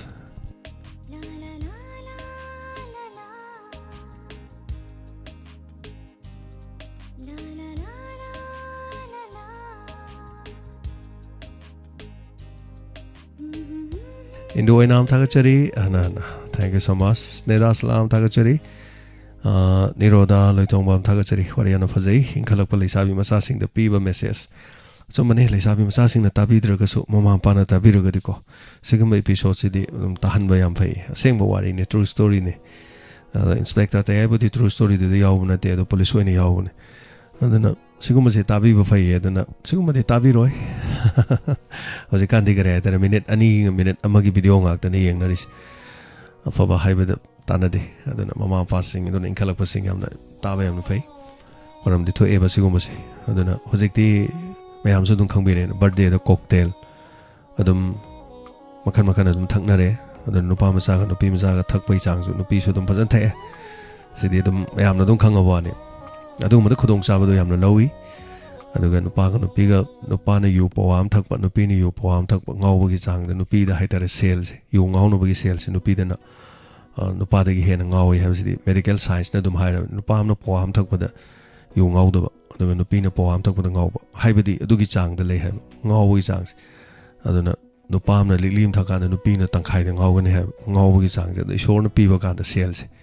ꯑꯗꯨꯁꯨ ꯂꯩꯌꯦꯕ ꯑꯗꯨꯅ ꯃꯗꯨꯁꯨ ꯈꯪꯅ ꯍꯥꯏꯇꯥꯔꯦ ꯑꯗꯨꯅ ꯑꯩꯈꯣꯏ ꯄꯥꯔꯇꯤꯅꯤ ꯑꯩꯈꯣꯏ ꯐ꯭ꯔꯦꯟꯅꯤ ꯀꯥꯏꯅ ꯃꯥꯅ ꯂꯤꯛꯂꯤ ꯑꯃ ꯊꯛꯑꯗꯤ ꯑꯩꯁꯨ ꯂꯤꯛꯂꯤ ꯑꯃ ꯊꯛꯀꯅꯤ ꯃꯥꯅ ꯒ꯭ꯂꯥꯁ 5 ꯊꯛꯑꯗꯤ ꯑꯩ ꯊꯛꯀꯅꯤ ꯍꯥꯏꯕ ꯌꯥꯗꯦꯕ ꯅꯨꯄꯤꯒꯤꯗꯤ ꯅꯨꯄꯥ ꯑꯃꯅ 3 ꯊꯛ ꯇꯥꯔꯗꯤ ꯃꯥꯅ 1.5 ꯌꯨ ꯊꯛꯑꯣ ꯍꯥꯏꯕꯩ ꯋꯥ ꯅꯠꯇꯦꯀꯣ ꯑꯩ ꯍꯥꯏꯖꯩꯁꯦ ꯉꯁꯥꯏꯒꯤ ꯉꯥꯎꯕꯒꯤ ꯆꯥꯡꯁꯦ ꯁꯤꯗꯤ ꯑꯩꯅ ꯍꯥꯏꯕ ꯅꯠꯇꯦꯀꯣ ꯑꯗꯨꯅ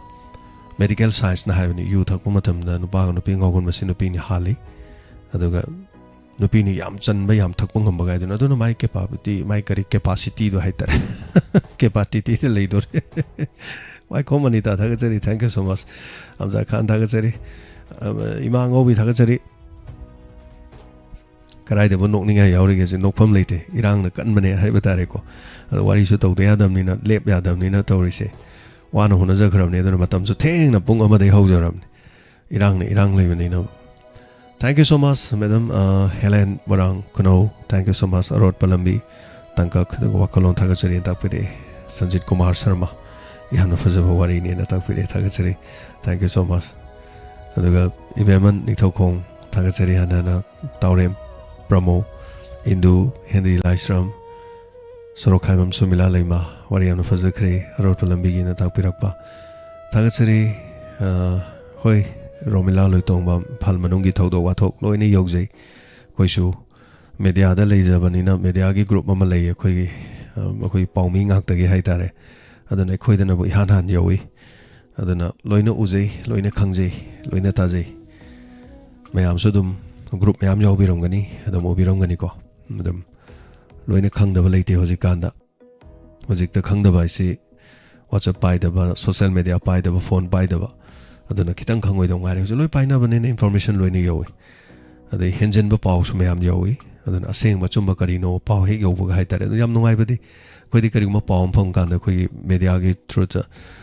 paw si kya muk chumbano lan mano se khoi yam line khangba ngami aduna nga sa internet thing dore ga na tho harak bado government of Manipur Imphal haiduni khoi de dum khangre ba du wa haidu government of Manipur Imphal si kain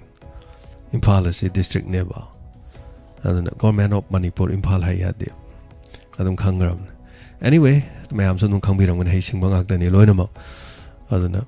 thogla so home department dagi hai tare aduna koina tholokadaba hai tare hana thokpa jingdo hoje kanana oirige commissioner kanana oiri mayam khangbiram gani ado hana som oiram badu dagi so te ranjit hai tare so smaina khoi sar na tholokpa gumba kari gumma ma adum oidoi ne kanan tholei no SP thole SP du kana oige do soi du kana no do khoi de du bo khange hai am su tung khangbiram gani ko tension jage wari se duna thank you so much niroda lai tong ba ma daga second b yumnam thagachari second b yumnam ngasi khak yaubirok male adu wari lo na tabi bo oram dong male thagachari sakuntala maibam thagachari khaibam helen thank you so much premchan wangjam thagachari sound loiram dai da khang ho hogolok pududi khangba ma yawe sir James sound loiram dai da khang ho hogolok loiram dai da khang ho hogolei si kamai tu jan chumna nga sangi di tappa ga khang ho hogolei ra kamai do no di khangdre ai di madum di khang hodre asi thaba kan da soi ki ba yaw gra jala di khangdre ko madum dei anyway thagachari sound dai di level am da dum tham bane ba ado olena thaba da kari guma mana thaba da soi be yaw gra jala nga sangi pi alera di khang ho gra jala khangdre anyway thank you so much thagachari thambal ngobi debi ondono phazakre si wari takpirakpa hindi thagachari afa magon pibiba sanan bi thagachari babita nomai makhon ta bagi mihun chongna leiramani aduga miragi amok khanbadai sa se pombaloina nikre na takpire karadi fari hoji na takpire babita yamna nikpiru no kharasu ai si an I am haptram ni inspector ta ki badagi hojik se ning launa mayam yam tanadren ai pakhatta yam semdo omni haita ado sengmo wari dagi ado khangda di adab ne thoi ba thodo mayam se andaki Kolkata gi thoi ba thodok si matungda India gi mafum kya da koi gi izat mangma gi thodok mayam thoe koina lead ba yawani haita re ado mayam thoe ado lefty hai batai so thagachari ado khangda ba suya de ta da ba suya de ado Tombi nong thombam thagachari atokpam thoinu thagachari mani thomi yumnam thagachari ima wangkera pamema sorokhaibam sumila lema sneda thagachari sabir maibam thagachari andi thank you so much Khuraijam ngam Khuraijam ida hai dawi kunjam mayum na to kunjam yum hai yohenba thagachari Memi Madam Thagachari Lal Sankiba Mi Mari Tiba Khangdi Haina Thawai Wanari Huda James Yum the Late Hojik Su Bishnupur Gi Maning Chingda Lay All Kasar Rotan As Khangde Madam Sigumbaji Khalu da Ngaite Ananga Saisu Chinau Haitare Koi Khungakpa Singi Haitare Yamba Mateng Kitang Tobiyo Hairi Demand Torok Manate ko Mengon force torok panate ai adum tawe khangmani no mada aina ai jiri da taw da smai tawre som da smai tawe adoi kitang torogai tawjara ge usik sem sari ha kyam harauje ando sine ba khoina tawjari se adano koi leibagi sunate ma tawe sunate adon mayam haitare ko mayam leibani ni chinau mayam imaibel sing mayam haitare nungai ta marakta suisal magi machaga punna leimin hanbi ona kapage ta ngarang amung lai adugi amuk thagale mayam nasu magi GP da dum khar ka kapna ren haire koina su khara dum pirigani yam da si marak sida so mo heart na ba ma so mo lai as khamuda na te karino aibo karim ta so oi banate bole pa mi su na te MLA su na te crorepati su na te logyam cha ba su na te kari mok su oi de chakhum bole banate mapan da sak thong cha ba ingon do karina nuksir mayam pono mak sino ko ingon da haire phadoi ni ga lak se mayam ꯑꯩꯈꯣꯏꯅ ꯀꯔꯤꯝꯕ ꯑꯣꯏꯕꯁꯨ ꯅꯠꯇꯕ ꯑꯗꯨ ꯃꯌꯥꯝ ꯂꯥꯛꯑ ꯑꯗꯨꯝ ꯈꯪꯕꯤꯔꯝꯒꯅꯤ ꯑꯩ ꯆꯥꯛꯈꯨꯝꯐꯧ ꯏꯃꯨꯡꯗ ꯂꯩꯕꯖꯥꯠ ꯅꯠꯇꯦ ꯃꯄꯥꯟꯗꯅꯤ ꯑꯣꯄꯟ ꯏꯌꯔꯗꯅꯦ ꯑꯩꯅ ꯂꯩꯖꯔꯤꯁꯦ ꯒ꯭ꯌꯥꯁ ꯅꯨꯡ ꯀꯔꯤ ꯀꯔꯥꯒ ꯂꯣꯏ ꯃꯄꯥꯟ ꯊꯝꯃꯤꯅꯤ ꯁꯣ ꯑꯝꯇ ꯂꯣꯟꯕ ꯅꯠꯇꯦ ꯍꯨꯔꯥꯟꯅꯤꯡꯕ ꯃꯤ ꯂꯥꯛ ꯍꯨꯔꯥꯜꯂꯣ ꯂꯥꯛꯑꯣ ꯑꯩ ꯁꯤꯗꯗꯤ ꯍꯨꯔꯥꯟꯕꯗꯤ ꯂꯥꯛꯇꯦ ꯁꯣ ꯊꯥꯒꯠꯆꯔꯤ ꯍꯥꯟꯅ ꯒꯪꯒꯥ ꯁꯦꯝ ꯊꯦꯡꯛ ꯌꯨ ꯁꯣ ꯃꯆ ꯊꯥꯒꯠꯆꯔꯤ ꯃꯌꯥꯝ ꯄꯨꯝꯅꯃꯛ ꯑꯐꯕ ꯌꯥꯏꯐꯕ ꯑꯣꯏꯃꯤꯟꯅꯁꯤ ꯀꯣꯃꯦꯟ ꯄꯥꯕ ꯂꯣꯏꯁꯤꯟꯖꯔꯦ ꯑꯗꯨꯒ ꯁꯟꯗꯣꯛꯆꯔꯤꯕ ꯊꯧꯔꯝ 90.0 ꯋꯥꯍꯣꯡ ꯔꯦꯗꯤꯑꯣ ꯃꯇꯥꯡ ꯑꯁꯤ ꯂꯣꯏꯁꯤꯟꯖꯅꯕꯒꯤꯗꯃꯛ ꯑꯌꯥꯕꯗ ꯂꯧꯖꯔꯤ ꯁꯅꯥ ꯂꯩꯄꯥꯛꯀꯤ ꯂꯝꯗꯝ ꯀꯪꯂꯩꯄꯥꯛ ꯌꯥꯝꯅ ꯋꯥꯔꯤ ꯃꯌꯥꯝ ꯄꯨꯝꯅꯃꯛ ꯑꯩꯈꯣꯏ ꯑꯃꯠꯇ ꯑꯣꯏꯅ ꯄꯨꯟꯁꯤꯟꯕꯒꯤ ꯃꯇꯝꯗ ꯑꯗꯨꯝ ꯑꯣꯏꯔꯤ ꯉꯁꯤꯁꯨ ꯄꯨꯟꯁꯤꯟꯅꯧ ꯌꯥꯗꯗꯅ ꯂꯩꯔꯤ ꯑꯐꯕ ꯌꯥꯏꯐꯕ ꯑꯩꯈꯣꯏ ꯉꯥꯛꯂꯧ ꯈꯔꯒ ꯄꯤꯃꯤꯟꯅꯔꯒ ꯑꯩꯈꯣꯏ ꯉꯁꯤ ꯅꯠꯇ꯭ꯔꯕꯗꯤ ꯑꯩꯈꯣꯏ ꯇꯨꯡꯗꯁꯨ ꯊꯦꯡꯅꯕ ꯉꯝꯃꯣꯏ ꯑꯗꯨꯅ ꯑꯩꯈꯣꯏ ꯄꯨꯟꯁꯤꯟꯅꯕꯒꯤ ꯃꯇꯝꯁꯤꯗ ꯑꯩꯈꯣꯏ ꯄꯨꯝꯅꯃꯛ ꯑꯃꯠꯇ ꯑꯣꯏꯅ ꯂꯩꯃꯤꯟꯅꯁꯤ ꯏꯃꯥ ꯂꯩꯕꯥꯛꯀꯤꯗꯃꯛ ꯑꯃꯒ ꯍꯨꯟꯅꯕ ꯇꯣꯛꯅꯕ ꯄꯣꯂꯤꯇꯤꯀꯦꯜꯒꯤ ꯔꯥꯖꯅꯤꯇꯤꯒꯤ ꯑꯈꯨꯕ ꯃꯤꯠꯌꯦꯡ ꯇꯣꯉꯥꯟꯅ ꯊꯝꯈ꯭ꯔꯒ इलेक्शनदा ओइना तौरकान सिगी मतमसिददि इलेक्शन के खूब मियेंगदो तोगा मतौ करमना इरेपाक हिरमदमसिद थोकलिबा इमा लेबाकिदा मखोय करि तौसिगे हाइबा खनबा मतम मोइरि पुनमक लेमिनसि सना लेपाक हिरमदम खंगैपाकना याइफरि संदुकचरिबा थौरम आइएसकॉम दुगा एसके टीवी दा मखाताना सथजखिगनि रेडियो की ओइनादि मतांग असि लोइसिनजरि पुनमकु खुरुमजरि याइफरि